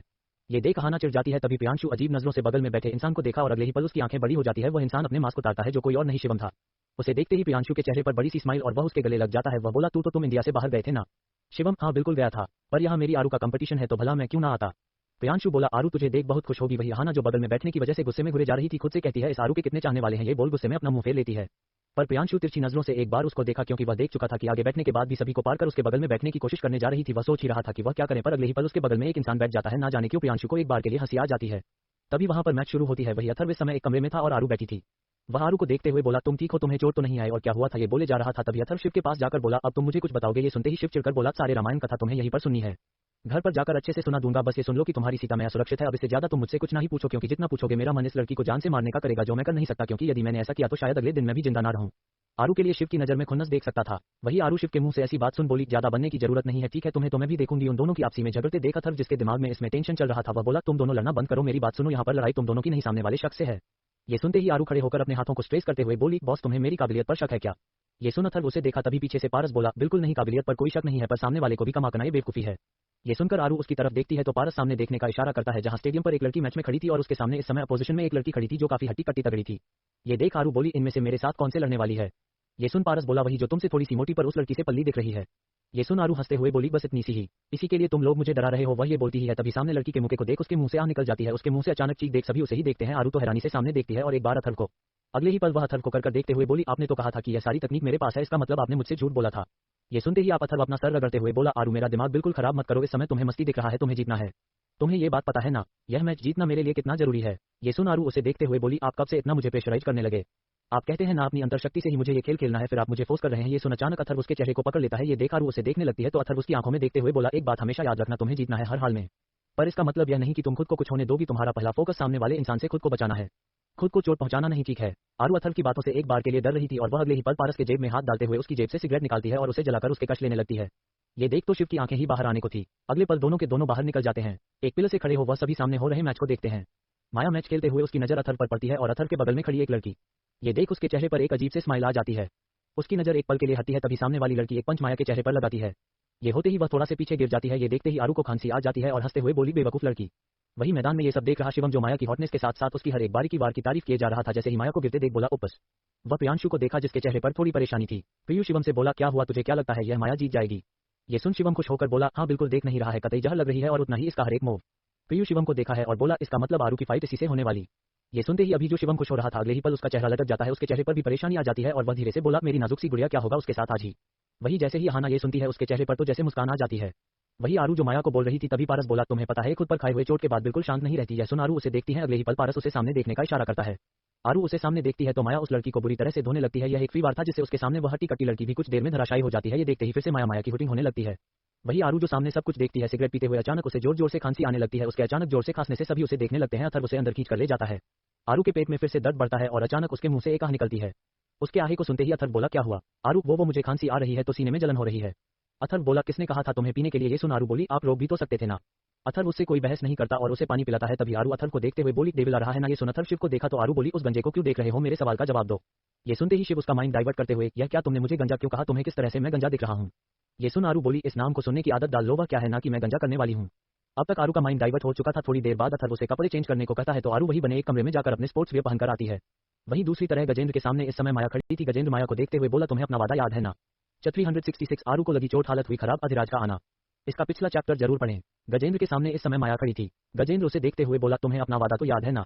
ये सुन माया उसे देख बोली, मुझे अपना वादा याद है और मैं उसे पूरा करूंगी। यह सुन गजेंद्र बोला, मैं तुम्हारी एक इच्छा पूरी कर दी, बाकी भी तुम्हारी पूरी कर दूंगा, लेकिन तुम्हें जीत कर आना होगा। माया बोली, माया अपनी कमिटमेंट से कभी नहीं मुकरती। ये सुनकर गजेंद्र बोला, यही तुम्हारे लिए अच्छा भी रहेगा, पर वह थी इसलिए यहाँ पर कुछ देर बाद नाम अनाउंस होता है और माया बड़ी स्फूर्ति से स्टेडियम पर पीछे से ही ऊपर चढ़ जाती है। उसकी एक बार फिर से हुटिंग होने लगती है। वही आरू का नाम लिया जाता है। आरू भी स्टेडियम पर अपने हाथों को स्ट्रेट करते हुए वह भी सीधे उछलकर चढ़ जाती है। आरू के वहां जाते ही आरू का भी नाम गुजरने लगता है, क्योंकि आरू इंटरनेशनल लेवल पर खेल चुकी थी तो उसे यहाँ पर काफी लोग जानते थे। माया एक नजर आरू को ऊपर से नीचे देखी, पर आरू का ध्यान माया पर ना होकर चारों तरफ भीड़ में किसी को खोजने में लगा था। आरू अपने दिल पर हाथ रख खुद को थपथपाते हुए बोली, फोकस आरू। वह अपनी आंखें खोलती है तो उसकी नजर माया से टकराती है, जो हाथों में ग्लव्स पहन अपने मुंह में च्युइंगम को चबाते हुए उसके पास आते हुए बोली, काफी नाजुक कली हो तुम, तुम्हें ये शौक कब से पड़ गया? ये सुनकर आरू उसे देख अपने ग्लव्स को पहनते हुए बोली, क्या करूं? लड़कों की आदत जो मेरे अंदर समा गई है, लड़की बनकर रहना मुझे पसंद नहीं आ रही है, इसलिए सोचा चूल्हा चौका करने से अच्छा है कि यही करूं। वैसे उम्मीद है कि इसमें तुम कोई टिप्पणी नहीं दोगी, आखिर तुम भी तो एक लड़की ही हो ना। ये बोल उसे आंख मार देती है। माया बोली, इंटरेस्टिंग हो, वैसे तुम्हारे कोच साहब है बहुत हैंडसम। आरू बोली, ऑफ कोर्स, आखिर वह मेरे जो है। माया जैसे ही यह सुनती है कि वह मेरे हैं, ये सुन उसके भाव थोड़े चेंज हो जाते हैं और सिटी बजते ही 10 राउंड का मैच होने वाला था, जिसमें 5-5 के बल पर ही हार जीतते होनी थी। बस फिर क्या था, माया अपना वार शुरू करती है। माया का वार बहुत तेजी और फ्री तरीके से आरू पर चल रहा था, पर उसके हर वार से आरू खुद को बचाते जा रही थी। लगभग 1 मिनट तक दोनों के बीच में चलता है और फिर विसल बजने पर वह वार रुक जाता है, क्योंकि एक भी बार आरू के ऊपर नहीं लगा था। आरू को देखते हुए माया बोली, उम्मीद नहीं थी कि तुम्हें ये सारे मूव पता होंगे, पर अफसोस इसमें मैं मास्टर हूँ। ये दूसरी विसल बजते ही माया की नजर गजेंद्र पर पड़ी, जो आंखों से कुछ इशारा करता है। अचानक वह पैर से एक जोर से वार करती है, जो सीधे जाकर आरू के पेट पर लगता है और आरू सीधे जाकर पीछे की चैन से टकराती है। ये होते ही माया की तरफ से कुछ शूटिंग करने लगते हैं तो कुछ आरू की तरफ से। वही आरू इस वार के लिए तैयार नहीं थी, उसके मुंह से ब्लड आ जाता है और उसका हाथ अपने पेट पर चला जाता है। वही गजेंद्र के चेहरे पर एक बड़ी सी मुस्कान। माया की नजर आरू से होते हुए उसके पीछे खड़े अथर्व पर पड़ी, जो एक चेयर पर बैठे हाथ बंधे सब देख रहा था। अगले ही पल आरू अपने होठों से मुंह से खून को पोंछती है और फिर माया के ऊपर वार करने लगती है। माया और आरू के बीच में काफी जोरदार कंपटीशन चलता है, जिससे लोगों के इंटरेस्ट और बढ़ जाता है, क्योंकि माया ना हार मार रही थी ना आरू। दोनों के बीच में अच्छी खासी होती है, पर इस बीच में एक बार ही सही आरू दर्द से अंदर ही अंदर तड़प उठती है। लगभग 3-4 राउंड होता है जहां पर बराबरी होती है। अगले ही पल माया के नजरों को इधर उधर होते देख आरू भी अपनी 1-2 बार करती है, जिससे माया की धड़ाम से नीचे गिर जाती है। फिर से माया और आरू के बीच में वार होता है। इस बीच में हर एक वार उसके दर्द बढ़ाने के लिए काफी था। वहीं दूसरी तरफ सड़क पर 3 से 4 गाड़ियां चली जा रही थी। जिस गाड़ी में बैठा वह शख्स उस मैच को ही देखे जा रहा था। फोन में उसे मैच में उसकी नजर आरू पर ही टिकी हुई थी। वह आरू का मैच नहीं, आरू के चेहरे पर उभर रहे दर्द को देखे जा रहा था, जो जूम करके देख रहा था। वहीं दूसरी तरफ माया की नजर गजेंद्र पर पड़ी, जो उसे गुस्से में देखकर कुछ इशारा करता है। ये देखते ही माया और भी तेजी से बर्बाद करती है, जिससे आरू के फिर से पेट पर वार पड़ने पर उसकी चीख निकल जाती है। उसके चिखते ही अथर्व उठकर जल्दी से खड़ा हो जाता है और उसके पास आता है और नीचे गिरी आरू को देख वह बोला, तुम ठीक हो? आरू अपनी आंखें मींच करके पेट पर हाथ रखते हुए अथर्व से बोली, मास्टर ये तो बिल्कुल आपके जैसे वार कर रही है। ये सुन अथर्व एक नजर माया को देखा और वह धीरे से आरू से बोला, तुम ज्यादा मत सोचो, बस तुम हिम्मत रखो, अगर तुम्हें यह मैच नहीं जीतना तो मत जीतो, बस इसे कंप्लीट कर खत्म करो। ये सुन आरू फिर से हिम्मत कर उठती है और दोनों की ही वह इस समय बराबरी पर थे, लगभग हो चुके थे। अब लास्ट वार था जो जीत को डिसाइड करने वाला था। तभी बाहर गाड़ी तेजी से रुकता है और उसमें से पीछे से बॉडीगार्ड तुरंत बाहर निकलकर बीच वाली मर्सिडीज गाड़ी का दरवाजा खोलते हैं, जिसमें से एक इंसान बाहर निकलता है, जो कोई और नहीं अधिराज था। अधिराज के कदम बाहर निकालते ही वहां पर आसपास बैठे मीडिया के लोग सब खड़े हो जाते हैं। वही अधिराज के कदम अंदर आते हैं, बॉडीगार्ड एक साइड होने लगते हैं। अधिराज के कदम तेजी से आगे बढ़ रहे थे। आरू दर्द से उठती है, अब उसे ऐसा लगता है जैसे अब वह गिर जाएगी। अचानक आरू के मुंह से खून आता है, जिससे आरू अपने मुंह पर हाथ रख लेती है। वही फिर से मुश्किल से अपने कदम आगे बढ़ाती है। उसने कई बार बॉक्सिंग में मार खाया था, पर उसे नहीं पता था क्यों इस बार वह इतने दर्द और पीड़ा में है। माया का ये आखिरी वार था जिससे वह आरू को धर से ही कर सकती थी। पहली बार उसे अपने बराबरी का कोई इंसान मिला था। आरू की स्थिति को देख कहीं ना कहीं थोड़ी दया से भी आती है, पर उसे यह मैच जीतना था। बेल बजाई जाती है, जिससे आरू कदम बढ़ाती है। उसे चक्कर से आने लगते हैं, उसके सामने सब धुंधला सा दिखने लगता है। उसे अपने ही सामने माया कई तरह के दिखने लगती है, पर वह संयम को बनाती है और हिम्मत कर आगे बढ़ती है। तभी उसकी नजर अचानक दूर से ही धुंधले आ रहे एक शख्स पर पड़ती है, जो कोई और नहीं अधिराज था। ये देखते ही आरू की आंखों में खुशी के आंसू आ जाते हैं। हालांकि उसे अधिराज का चेहरा साफ नहीं दिख रहा था। वह अपनी नजर घुमा माया की तरफ देखती है, वही माया अपने वार करती। तभी माया की नजर अचानक आरू के निचले हिस्से पर जाती है, जहां से ब्लड की धार गिर रही थी। यह होते हैं माया कुछ सोचती समझती उससे पहले ही आरू अपना वार चला देती है और माया धड़ाम से गिरती है। इसी के साथ सभी जीत से खड़े हो जाते हैं। गजेंद्र तो कुर्सी पर ही तिलमिला जाता है। वही आरू को समझ नहीं आता। वही अथर्व आरू की स्थिति को देखकर दौड़ता है। तभी आरू वहां से नीचे धड़ाम से गिरती, तभी एक मजबूत बाहू से पकड़ लेता है और आरू एक धुंधली छवि को देख अपनी आंखें मूंद लेती है। 367 आरू की प्रेगनेंसी। आरू हॉस्पिटल में एडमिट। आरू जिसकी स्थिति बेहद गंभीर हो चुकी थी। आरू का नाम विनय में अनाउंस होता है, पर आरू तो होश में ही नहीं थी। आरू को गिरते देख अथर्व शिव सभी दौड़ पड़ते हैं, पर तब तक अधिराज उसे पकड़ चुका था। अधिराज एक नजर आरू को देखा, जिसका दर्द से पूरा चेहरा पीला था। वही नाम अनाउंस करने के लिए जैसे ही वह आदमी आता है, अधिराज अपनी गहरी और लाल आंखों से उसे देखता है तो आदमी वहीं पर रुक जाता है। वही अधिराज आरू को गोद में उठा लेता है तो दूर से स्टेडियम से सभी देख रहे थे। सभी को आरू का अचानक ऐसे होना सभी परेशान से हो चुके थे, क्योंकि रचना अमित जी सभी आए हुए थे। अथर्व उसके पास आते हुए बोला, अधिराज। पर अगले ही पर अधिराज आरू को अपने गोद में उठाकर तुरंत वहां से लेकर निकल जाता है। मीडिया उसके सामने आते उससे पहले ही सारे गार्ड उन लोगों को दूर कर देते हैं। अब तक तो सभी को पता चल चुका था कि आरू अधिराज की मंगेतर है। वही माया तो हैरानी से ये सब कुछ देखे जा रही थी। उसकी हार हो चुकी थी और साथ में सामने हो रहे सारी चीज को देख भी वह हैरान थी। आखिर एक ऐसा शख्स जो यहाँ पर आया है और सिर्फ उसकी एक नजर से ही कोई भी उसके करीब नहीं गया, इससे उस इंसान के पर्सनैलिटी का अंदाजा लगाया जा सकता था। वही अथर्व यहाँ पारस को सब संभालने का बोल वह तुरंत वहां से निकल जाता है। वहीं दूसरी तरफ से प्रियांशु भी जाता, उससे पहले ही हाना उसका हाथ पकड़ते हुए, कहा जा रहे हो मैं कैसे जाऊंगी। यह सुनते ही वह हाना को देखा जो उसके साथ आई थी। ये देख उसे चलने को बोलता है। अधिराज आरू को गाड़ी में लेकर बैठता है। तभी अथर्व और शिव तुरंत कार में बैठ जाते हैं और गाड़ी वहां से निकल जाती है। पूरे रास्ते अधिराज आरू के पीले चेहरे पर ही नजर टिकी थी। अधिराज जोर से गाड़ी तेज चलाने को चिल्लाकर बोलता है। वही उसकी नजर आरू के नीचे हिस्से पर जाती है, जहां से ब्लड उसके पैरों पर बह रहे थे। ये देखते ही अगले ही पल वह अपने कोट को निकालता है और आरू के पैरों पर रखता है और चिल्लाते हुए बोला, गाड़ी तुरंत सिटी हॉस्पिटल लेकर चलो। शिव गाड़ी चला रहा था और तेज से गाड़ी आगे बढ़ाता है। वही थोड़ी देर बाद आरू को एडमिट कर दिया जाता है। कुछ देर बाद सभी लोग वहां पर मौजूद थे। अधिराज गैलरी में चेयर पर बैठा हुआ था, उसके दोनों हाथ कसे हुए थे। वही रचना ही अंदर आती है और उसके चेहरे पर परेशानी थी और वह अथर्व से बोली, यह क्या है, आरू को क्या हुआ है। अथर्व उन्हें शांत होने को बोला, आंटी अभी इस बारे में हमें कुछ भी नहीं पता। तभी आईसीयू का दरवाजा खोल बाहर आता है और बोला, पेशेंट का नजदीकी कौन है। अधिराज उठता है तो डॉक्टर बोला, सर काफी ज्यादा ब्लड लॉस हुआ है, हमें उन्हें ब्लड की जरूरत पड़ेगी। यह सुनते ही अधिराज भारी आवाज और गुस्से में बोला, तो फिर ये तुम्हें मुझसे पूछने की जरूरत है, उसे ब्लड चढ़ाओ। ये सुनते ही वह डरते हुए बोला, इनका ब्लड काफी रेयर है, अभी हमारे हॉस्पिटल में नहीं है, हमें इस बारे में पता करना होगा। और वह अधिराज को भी उस ब्लड ग्रुप के बारे में बोलता है। वही आरू की ब्लड ग्रुप रचना और अमित से ना मिलता देख दोनों ही हताश हो वहीं पर बैठ जाते हैं। वही प्रियांशु जो ये सब देख रहा था वह हैरानी से अमित जी के पास जाते हुए बोला, एक बच्चे का ब्लड ग्रुप या तो मां से मैच करता है या तो पापा से, फिर आप दोनों का मैच क्यों नहीं कर रहे हैं। प्रियांशु का जवाब इस समय किसी के पास नहीं था और ना ही कोई दे सकता था। वही राधिका भी अंदर आते हुए अधिराज को देखती है और बोली, हमने सभी लोगों को कह दिया है, जैसे ही ब्लड ग्रुप मिलता है हम सभी को इन्फॉर्म करेंगे। अधिराज अथर्व लगातार किसी के फोन पर बात कर रहा था। वही थोड़ी देर बाद एक नर्स भागते हुए बोली, सर हमें वह ब्लड ग्रुप मिल गया है। डॉक्टर हैरानी से, कैसे। ये सुनते ही नर्स बोली, एक लेडी है उनका भी ब्लड ग्रुप सेम है, हमने उनका चेकअप किया और सब कुछ सही है। ये सुनते ही अधिराज बोला, तो फिर सोच क्या रहे हो, तुरंत ब्लड को चढ़ाओ और उससे कहना कि वह कहीं ना जाए, इसके बदले उन्हें वह सब दिया जाएगा। थोड़ी देर बाद आरू को ब्लड चढ़ाने का प्रक्रिया शुरू हो जाता है। अधिराज की आंखों में इस समय कोई भाव नहीं थे, उसके चेहरे पर थोड़ी परेशानी थी। वही थोड़ी देर बाद डॉक्टर बाहर आकर बोले, सब कुछ ओके है पर हमें आपसे बात करनी है। ये बोल अधिराज को देखा, अब तक उसे पता चल गया था कि अधिराज उसका मंगेतर है। ये सुन अधिराज डॉक्टर के केबिन में चला जाता है। वह बैठा हुआ था। डॉक्टर अधिराज की तरफ एक फाइल बढ़ाता है। फाइल को अधिराज ना समझ में उसे उठाता है और जैसे ही उसे फाइल को खोल पड़ता है उसके हाथ और आंख थोड़ा ठहर जाते हैं। डॉक्टर अधिराज को देखा है और बोला, ये तो बहुत अच्छी बात है, इन्हें ब्लड भी मिल गया और साथ में अब तक इन्हें कुछ हुआ नहीं। अधिराज के हाथों के पकड़ फाइल पर कस जाती है और वह अपनी नजर उठा डॉक्टर को देखा और बोला, उन्हें अब कोई दिक्कत तो नहीं आएगी ना। डॉक्टर बोला, उन्हें केयर की जरूरत है और उन्हें बात बताने के लिए थोड़ा मेंटली वह इतना ही कहता है कि अधिराज थोड़े सख्त भाव में बोला, इसकी कोई जरूरत नहीं है, ये बात बस हम दोनों के बीच में होनी चाहिए। ये सुन डॉक्टर हाँ में सिर हिलाया। अधिराज उस रिपोर्ट को देखा जिसमें सीधे सीधे अक्षरों पर लिखा था कि आरू का प्रेगनेंसी था, जिसमें वह 1.5 मंथ की प्रेग्नेंट थी। अधिराज अपनी आंखें बंद कर लेता है। तभी डॉक्टर हिचकते हुए बोला, मिस्टर राजावत, हो सके तो जिस हिसाब से उनकी स्थिति थी, अगर यह सब खेलने ना दिया जाए तो अच्छा होगा। अधिराज उसे देखा है तो डॉक्टर चुप हो जाता है भी। अधिराज बोला, इसके बाद उनके प्रेगनेंसी में कोई प्रॉब्लम तो नहीं आएगी? यह सुन डॉक्टर बोला, नहीं कोई प्रॉब्लम नहीं आएगी, वह उनका ख्याल अच्छे से रखना होगा। ये बोल डॉक्टर उसे देखने लगता है। अधिराज उसके आंखों में देखते हुए बोला, और क्या कहना चाहते हो? ये सुन डॉक्टर हिचकते हुए बोला, लगभग 6 महीने या 1 साल तक दोबारा प्रेग्नेंट ना हो, क्योंकि चोट काफी ज्यादा लग हुए हैं, ये दर्द उन्हें काफी समय से था। 368 राधिका की आरू को शर्त। अधिराज या बॉक्सिंग में से एक चुनना। अब तक हमने पढ़ा आस का प्रेगनेंसी था, जो मैच में उसे ब्लड लॉस हुआ था। अधिराज आता है और उसे सीधे अस्पताल में लेकर गया, जहां डॉक्टर उसे उस बारे में बात करते हैं। अधिराज के भाव बिल्कुल शांत थे। आखिर वह नाराज था, गुस्सा था, खुश था, क्या था इसका कोई अंदाजा नहीं था। तभी दरवाजा खुलता है और अंदर राधिका आती है। राधिका के आते ही अधिराज एक नजर उनको देखा। राधिका को देख डॉक्टर इज्जत से खड़ा हो जाता है और बोला, बैठिए मिसेज राजावत। राधिका डॉक्टर से जो पूछने आई थी वह पूछती उससे पहले ही उसे खुली हुई फाइल पर उनकी नजर पड़ती है, जिसमें आरू का प्रेग्नेंट होना लिखा था। ये देखते ही उनकी आंखें वहीं पर रुक जाती है। अधिराज उन्हें एक नजर देखा तो राधिका की नजर अधिराज पर पड़ी और अधिराज अपना सिर घुमा लेता है। राधिका उस फाइल को उठाकर पढ़ने लगती है और उसके बाद वह डॉक्टर की तरफ देखते हुए बोली, उनकी कंडीशन कैसी है? ये सुन डॉक्टर उन्हें सारी बात बताता है। दरअसल उनके मन में काफी सवाल था। जिस हिसाब से आरू का ब्लड लॉस हुआ है, वह थोड़ी हैरान परेशान थी। उनके मन में कई तरह की बातें चल रही थी। पहला विचार प्रेगनेंसी का आया था, और वह इसलिए क्योंकि अधिराज कुछ समय तक आरू के साथ अपने बंगले पर था, और ऑफकोर्स दोनों पति पत्नी है तो उनके बीच में फिजिकल नॉर्मल सी बात है। पर जैसे ही उन्हें ये पता चला कि उनकी सोच से उलट सब हो चुका है, ये देख वह डॉक्टर से सवाल करती है। थोड़ी देर बाद आरू को हो जाता है और उनके होश आते ही वह अपनी नजरें इधर उधर घुमाने लगती है। अब तक उसे नॉर्मल वार्ड में रखा गया था। आरू के चेहरे पर तो कहीं हाथ पर पट्टियां बंधी थी। चोट उसे ज्यादा नहीं लगी थी, ज्यादा चोट उसे सिर्फ पेट में ही लगी थी। वही रचना आरू को इधर उधर करते देख वह उसके माथे को हल्का हल्का सहलाने लगती है। रचना को देखते हुए आरू कुछ बोलती, पर वह उन्हें बोलने से मना कर देती है। थोड़ी देर बाद सभी लोग आरू से मिलते हैं। प्रियांशु उसके पास जाते हुए बोला, मुझे तो लगा था कि तो उसे मायाजाल को ही खत्म करेगी, पर तू खुद ही लुढ़क गई। आरू को प्रियांशु हंसाने की कोशिश कर रहा था, पर आरू की नजरें तो कहीं और ही किसी को ढूंढ रही थी। वही आहाना आगे आते हुए थोड़ी रुट तरीके से बोली, कैसी हो तुम? ये सुन आरू उसे देखती है और कुछ नहीं बोलती। आरू जवाब तो किसी का भी नहीं देती है, लेकिन आहाना को फर्क पड़ता है। वही राधिका की आवाज आती है, सभी के सभी बाहर चलो, मुझे आरू से कुछ बात करनी है। ये सुन सभी राधिका को देखने लगते हैं। तभी विक्रम जी बोले, क्या हुआ? डॉक्टर से बात हुई, सब ठीक है? ये सुन राधिका बोली, सब ठीक है, पर मुझे इनसे कुछ बात करनी है। रचना आगे कुछ सवाल करती, तभी राधिका उसे देखते हुए, रचना हम इस बारे में बात कर लेंगे। रचना बाहर चली जाती है। तब उस कमरे में बस आरू और राधिका थे। राधिका आरू को देखते हुए उसे बैठने का इशारा करती है, तो आरू धीरे धीरे बैठने की कोशिश करती है, तो राधिका उसे सहारा देती है और पीठ पर तकिया लगाती है। आरू धीरे से बैठ जाती है। उसके हाथ अपनी पेट पर चले जाते हैं। उसे एक अजीब सा दर्द भी हो रहा था। तभी राधिका आरू को देखते हुए बोली, अब तक आपने जो चाहा, जैसा चाहा आपको करने के लिए फ्रीडम दिया गया। ये सुन आरू ना समझी में देखी तो राधिका बोली, हमारे घर में कोई भी इस बॉक्सिंग की चपेड़े में नहीं पड़ना चाहता था, यहाँ तक कि आपके साथ रहने वाला प्रियांशु को भी। आपको इसमें इंटरेस्ट था, इसकी वजह तो मैं कहीं ना कहीं जानती हूँ। ये बात राधिका वह धीरे से बोलती है। अब मारपीट करना कहीं ना कहीं उसे अपने पापा के जीन से ही मिली थी। वह गहरी सांस लेते हुए बोली, आरू आप दूसरी बार जीत गई है, पर आगे से आपको ये बंद करना होगा। ये सुन आरू हैरानी से देखते हुए, क्यों? उसे क्यों बंद करना होगा? पर मैंने तो जीता है ना, आपका नाक तो नहीं कटाया। वैसे भी उस टकले गजेंद्र चेहरा देखने की हालत थी। वह इतना ही बोलती है कि राधिका थोड़ी तेज आवाज में, मेरे दुश्मन किसको क्या किस तरह से पनिश करना है, इसके लिए आपको बीच में रहने की जरूरत नहीं है।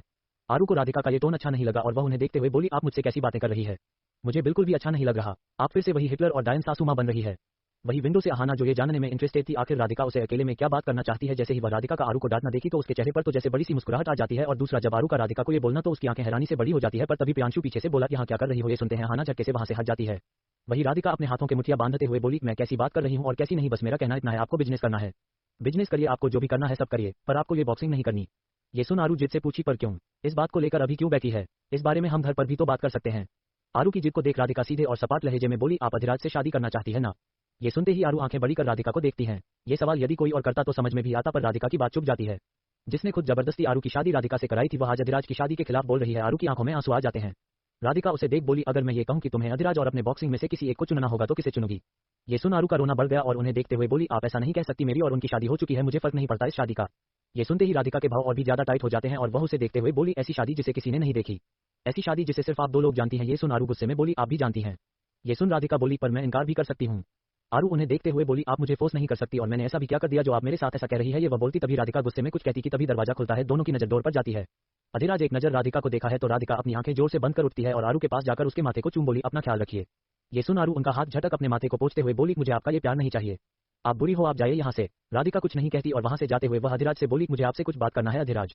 ये बोल वह बाहर चली जाती है। शायद उन्हें आरू के साथ इस हरकत की उम्मीद थी, क्योंकि आरू के दिल में जो होता है वही जुबां पर होता है। वही अधिराज पर आरू की नजर पड़ती है तो उसके आंखों से आंसू आ जाते हैं। अधिराज धीमी कदमों से आरू के पास आता है। वह उठने की कोशिश करती है और उसके हाथ में इस समय अभी भी खून चढ़ रहे थे। अधिराज उसके पास जाकर खड़ा हो जाता है। आरू अधिराज को आंसू भरी आंखों से ही देखे जा रही थी। अधिराज को खड़े देख आरू उसे देख बोली, डेविल। अधिराज आरू की आंखों में देखा और उसके पास जाकर बैठ जाता है तो आरू उसके सीने से लग जाती है। अधिराज उसके पीठ पर हाथ रख उसके बालों को सहलाने लगता है। आरू रोते हुए बोली, आपकी हिटलर मॉम बहुत बुरी है, मैंने सोचा था वह अच्छी है, पर वह बिल्कुल भी अच्छी नहीं है। अधिराज जो अपनी आंखें बंद किया था वह धीरे से बोला, बिहेव वर्ड। मॉम है वह आपकी। आरू रोते हुए, सौसू मॉम। अधिराज उसे और भी कसकर सीने से लगा लेता है। आरू बोली, हम दोनों शादी कर यहाँ से कहीं दूर चले जाएंगे और उनके पास कभी नहीं आएंगे। अधिराज उसे और कसकर सीने से लगा लेता है। अधिराज अपनी आंखें बंद कर सुकून से आरू को अपने सीने में भींच लेता है। इतनी समय से आरू से दूर रहने की कसर वह अस्पताल में पूरी भी नहीं कर सकता था। आरू अधिराज के सीने से लग रोना चाहती थी, अपना डर जाहिर करना चाहती थी, उसके चेहरे को चूमना चाहती थी, पर सारे जज्बात उसके निःशब्द हो जाते हैं क्योंकि उसे सिर्फ इस समय अधिराज के करीबी को महसूस करना था। दोनों ही वैसे ही एक दूसरे के गले लगे थे। तभी डोर खुलता है तो अधिराज अपनी नजरें उठा देखा तो वहां पर अथर्व था। अथर्व को देख उसकी आंखें सख्त हो जाती है। अथर्व अधिराज को देखा और जैसे अधिराज की आंखों में सवाल को देख समझ जाता है, वह आरू के पास आते हुए बोला, तुम ठीक? ये सुन आरू सर हिलाई। तभी अथर्व बोला, सुबह तक तुम्हारा डिस्चार्ज हो जाएगा, तब तक तुम थोड़ा आराम करो। तब तक एक नर्स आती है और आरू को इंजेक्शन लगाती है। अधिराज तब तक बैठा रहता है जब तक आरू नींद में नहीं चली जाती है।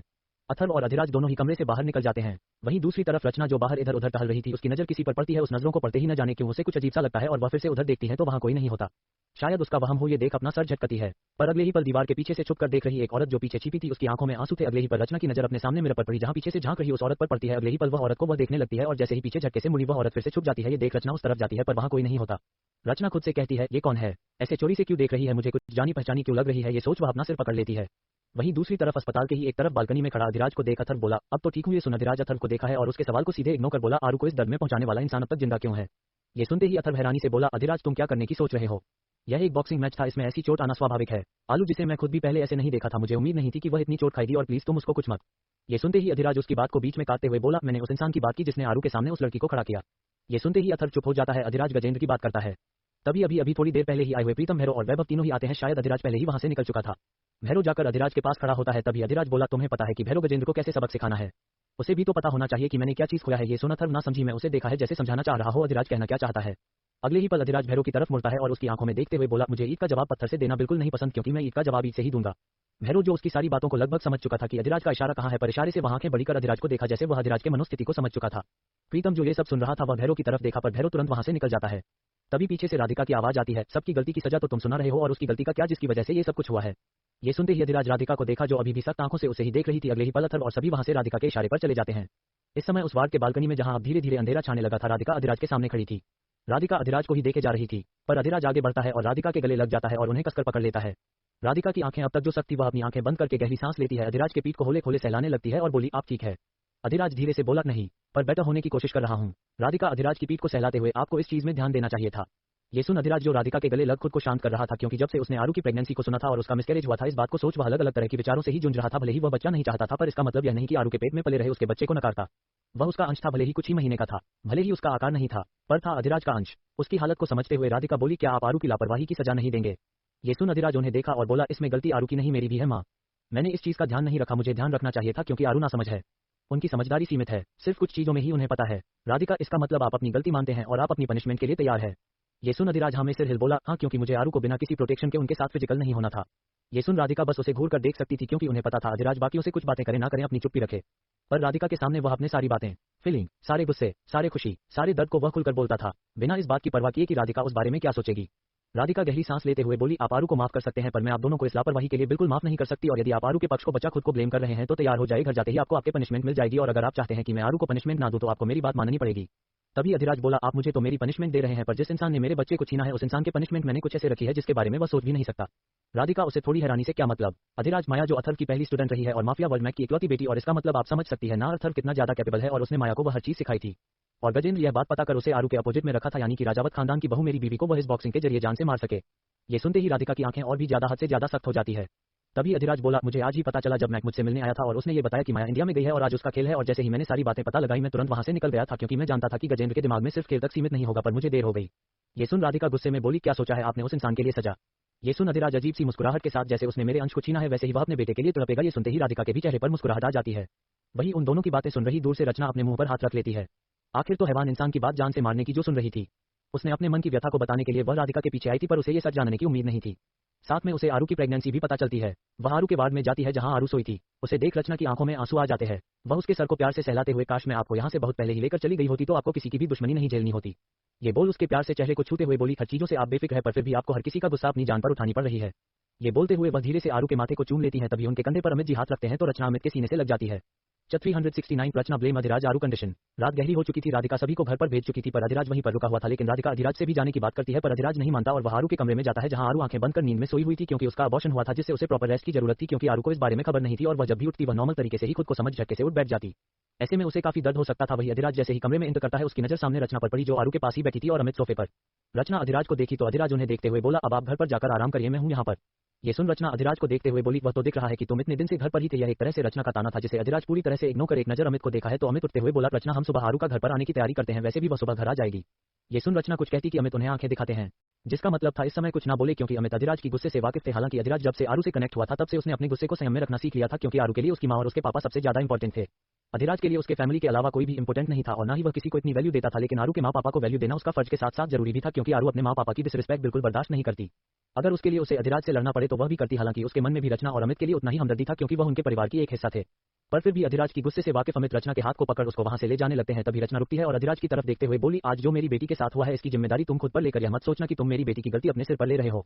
ये सुन अधिराज रचना की तरफ देखा, इसका मतलब था रचना ने अधिराज और राधिका की बातें सुनी थी। उसकी आंखें छोटी हो जाती है तो रचना उसकी आंखों में देखते हुए बोली, मेरी बेटी तुम्हारे भरोसे पर है, उसका ख्याल रखना तुम्हारा फर्ज है। जिस दिन वह मेरी जिम्मेदारी थी मैंने अपनी जिम्मेदारी में कभी कोई कमी नहीं रखी, पर जब से तुम्हारे ऊपर अपनी जिम्मेदारी छोड़ी हूं हमेशा उसे कुछ ना कुछ होता है, वजह चाहे तुम रहो या कोई और, पर मुझे अपनी बेटी सुरक्षित चाहिए किसी भी हाल में, वरना तुम अच्छे से जानते हो कि मैं क्या कर सकती हूं और यदि तुम ये सोच रहे होंगे कि तुम अपने पावर से मुझे दबा सकते हो तो भूलना मत कि मैं कौन हूं। ये बोल रचना उसे घुरकर वहां से चली जाती है।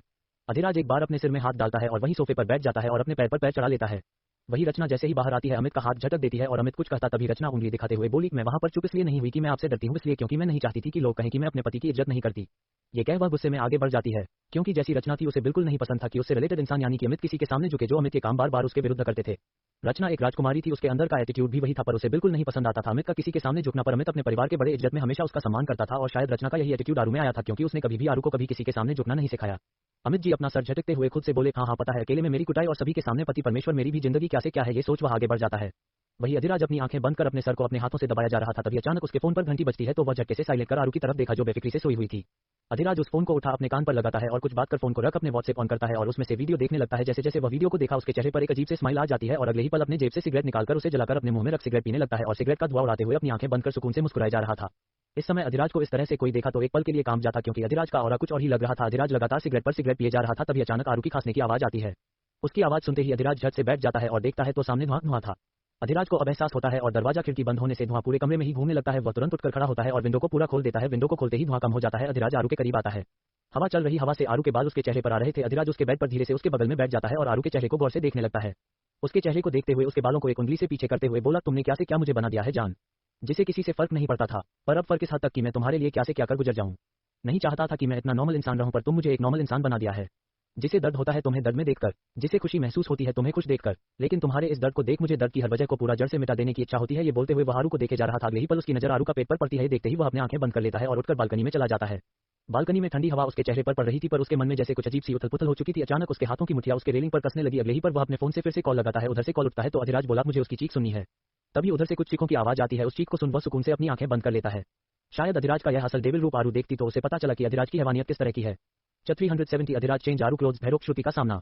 रात किसी तरह तो ढल जाती है पर अगली सुबह ही आरू अपनी आंखों को खोलती है तो उसकी नजर सामने सीलिंग पर जाती है। आरू चारों तरफ नजरें दौड़ाई। तभी उसे याद आता है कि पिछले दिन ही वो यहाँ पर एडमिट हुई थी और अधिराज भी आया था। ये याद आते ही वह आवाज देने लगती है, डेविल कहाँ हो आप। ये सुनते ही बालकनी के ही चेयर पर बैठा अधिराज उठकर खड़ा हो जाता है और अंदर आता है तो आरू की नजर अधिराज पर पड़ी। ये देख आरू के चेहरे पर स्माइल आ जाती है। तभी वह उतरती और अधिराज उसके पास आता है। इससे पहले ही दरवाजा धड़ाम से खुलता है। दरवाजा के खुलते ही आरू और अधिराज दोनों की नजर सामने जाती है तो धड़धड़ाते हुए अंदर श्रुति, प्रियांशु, बरखा, सिया सभी के सभी अंदर आते हैं और एक साथ आरू के चारों तरफ बैठ उसे जीत का विश करते हैं।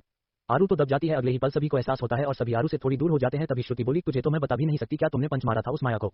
तुझे टीवी में देख मजा आ गया। तुझे पता है तुझे टीवी में देखना मेरा मन कर रहा था कि मैं तेरी पप्पी ले लूं। ये सुन आरू उसे अजीब तरह से देखती है। तभी प्रियांशु बोला, खाए मेरी जान, सच्ची सच्ची बता रही हूं तूने तो हमारे देश का नाम ऊंचा कर दिया, मेरा नाम ऊंचा कर दिया। ये सुन आरू उसे आंखें छोटी कर, मैंने तेरा नाम कब ऊंचा किया। ये सुन प्रियांशु एटीट्यूड में, क्योंकि तू प्रियांशु राजावत की दोस्त जो है। ये सुनते ही आरू उसे घूरते हुए, मैं प्रियांशु राजावत की नहीं, तू आरू गिरिवाल का दोस्त है चंपू। तभी बरखा बोली, कैसी है तू, अब ठीक है। ये बोल उसे फिर से गले लगा ली। अपने साथ लाए हुए फूल सभी उसे देते हैं। वही दूर खड़ा अधिराज ये सब देखे जा रहा था या ये कहा जाए घुरे जा रहा था। तभी अचानक बरखा की नजर वहां खड़े अधिराज पर पड़ी तो वह सकपका जाती है और वह सभी को इशारा करती है। सभी देखते हैं तो वहां पर अधिराज था। ये देखते ही प्रियांशु आंखें छोटी कर अधिराज को देखा और बेरुखी से आरू को बोला, हम तुझे यहाँ से ले जाने के लिए है, तुझे हमारे साथ चलना है। ये सुनते ही अधिराज की आंखें छोटी हो जाती है। आरू एक बार प्रियांशु को देखी और फिर अधिराज को। तभी प्रियांशु की तरफ देखते देख आंखों से बोली, प्लीज। प्रियांशु उसे घूरता है जैसे कह रहा हो, इतनी जल्दी तू मांग गई, भूल गई है, यह इंसान ने तुझे रुलाया। आरू प्रियांशु को देखते देख मासूमियत भरी आंखों से देखी जैसे बोल रही हो, प्लीज अब मुझे ये दूरी नहीं सहा जाएगा, इसलिए तू ना ये गेम बाद में खेलना। पर प्रियांशु कहाँ मानने वाला था। वही अधिराज उन दोनों के आई कांटेक्ट को देख अच्छे से समझ रहा था। तभी उसकी भरी आवाज आती है, तुम सभी के सभी पहले यहाँ से निकलो बाहर। ये सुनते ही जहाँ सिया, बरखा, श्रुति तीनों ही सकपका कर एक तरफ खड़े हो जाते हैं। वही प्रियांश निधाई से बोला, क्यों मैं क्यों जाऊँ, शायद आप भूल जाते हैं कि आपकी गैर मौजूदगी में मैं ही इसके साथ रहता हूँ। ये सुन अधिराज प्रियांशु की तरफ देखते हुए बोला, अभी तुम सभी यहाँ से निकलो, मुझे उसके कपड़े चेंज करने हैं। ये सुनते ही जहाँ सभी लड़कियां अपनी नजरें इधर उधर करने लगते हैं वही आरू आंखें फाड़े अधिराज को देख रही थी, क्योंकि अधिराज भी हर पल प्रियांशु को यह एहसास दिलाने में देरी नहीं करता था कि आरू उससे भी ज्यादा उसके करीब है। अब उसका भाई और पत्नी दोनों मिलकर उसे एक किनारा जो कर देते थे तो यही एक तरीका था। वही प्रियांशु अधिराज की इतनी बेशर्म भरी बातें करते सुन वह अधिराज को घूरते हुए बोला, हाँ तो करो ना, मैं नहीं जाने वाला यहाँ से। ये सुनते ही अधिराज उसे देखते हुए बोला, मुझे तुम्हारा समझ में नहीं आता पर मैं नहीं चाहता कि मेरी बीवी को कोई ऐसे देखे। बीवी शब्द पर वह जोर देता है, जिससे प्रियांशु घूरकर बाहर निकलते हुए बोला, मैं यही डोर पर हूँ। वह सभी के सभी बाहर खड़े हो जाते हैं। वही बरखा प्रियांशु के सिर पर मारते हुए बोली, तुझे सच में शर्म नाम की चीज नहीं है, फालतू का बहस कर रहा है। वही प्रियांशु बोला, क्यों अभी तुझे यह नहीं दिखा कि वह कितनी बेशर्मी से बात कर रहे थे। ये सुन श्रुति बोली, दोनों ही भाई बिल्कुल एक जैसे हैं। ये सुन सिया और बरखा एक दूसरे को देखते हुए बोले, भाई और बहन सभी एक जैसे हैं। वही अधिराज आरू की तरफ आता है जो उसे ही टुकुर टुकुर आंखों से देख रही थी। अधिराज जी इशारा करता है तो आरू बोली, क्या आपको सच में प्रियांशु से जेलसी है। अधिराज उसे खड़ा करता है और उसे एक टी-शर्ट और लोअर देते हुए बोला, इसे पहनो, हमें अभी घर जाना है। आरू उसे देखते हुए बोली, आप मेरी बातों को इग्नोर कर रहे हो। अधिराज आगे बढ़कर आरू के गाउन की जीप को खोलता पर आरू झट से अपने हाथों से जीप को पकड़ लेती है। अधिराज उसे देखा तो आरू बोली, मैं इतनी भी बेशर्म नहीं हूं कि मैं आपके सामने कपड़े पहनूं। अधिराज आंखें छोटी कर आरू को देखा जैसे कह रहा हो, ऐसे तो बॉक्सिंग खेलते समय तो कुछ भी पहनती है और किसी के सामने कैसे भी रहती है, पर बात जब मेरे सामने आती है तो इसका यही शुरू होता है। अधिराज उसे देख बोला, मुझे भी कोई बहस नहीं करनी। यह बोल फिर से चैन खोलता कि आरू धीरे से बोली, डेविल प्लीज, मैं मजाक नहीं कर रही। आरू के गाल घर पर लाल हो चुके थे। ये सच था, आरू चाहे जिसके सामने चाहे जैसे रहे, पर बात जब अधिराज की आती थी तो न जाने क्यों उसे कुछ अजीब सा होने लगता था और अधिराज भी आरू के इस हरकत से वाकिफ था। वह कुछ कहता तभी आरू पूरी तरह से खड़ी हुई जो अभी भी हल्का हल्का दर्द था। आरू अधिराज के सीने से लगकर पकड़ते हुए बोली, प्लीज टेबल समझा करो। अधिराज कपड़े को वहां रखता है और बालकनी की तरफ चला जाता है क्योंकि यह सच था कि वह भी आरू के साथ इस समय यहाँ नहीं रहना चाहता था क्योंकि वह अपने इमोशंस को कंट्रोल नहीं कर पाएगा। आरू अपने कपड़े को चेंज करने लगती है तो वही बाहर सभी अभी भी खड़े थे तभी अचानक सिया के मुंह से निकलता है, भाई क्या भाई भी यहाँ पर आ गए। यह सिया दौड़ पड़ती है। सिया के एक्शन से सभी देखते हैं जहां भैरव अपने फोन को कान पर लगाए किसी से बात करते हुए आ रहा था। भैरव की पर्सनैलिटी भी बिल्कुल अधिराज की तरह लंबी चौड़ी थी पर उसकी मुंछें जो उसको और भी ज्यादा भयंकर लुक देता था। तभी अचानक सिया जाकर दौड़कर उसके सीने से लग जाती है। भैरव लड़खड़ा जाता है लेकिन वह खुद को संभाल लेता है। उसे महसूस होता है कि वह कौन है। ये देख उसके पीठ पर हाथ रखते हुए बोला, आराम से। सिया बोली, आई मिस यू भाई। भैरव के चेहरे पर एक छोटी सी मुस्कुराहट आ जाती है और वह अपनी नजरें सामने करता है तो सामने खड़ी श्रुति पर उसकी नजर पड़ती है जो भैरव को देखी वह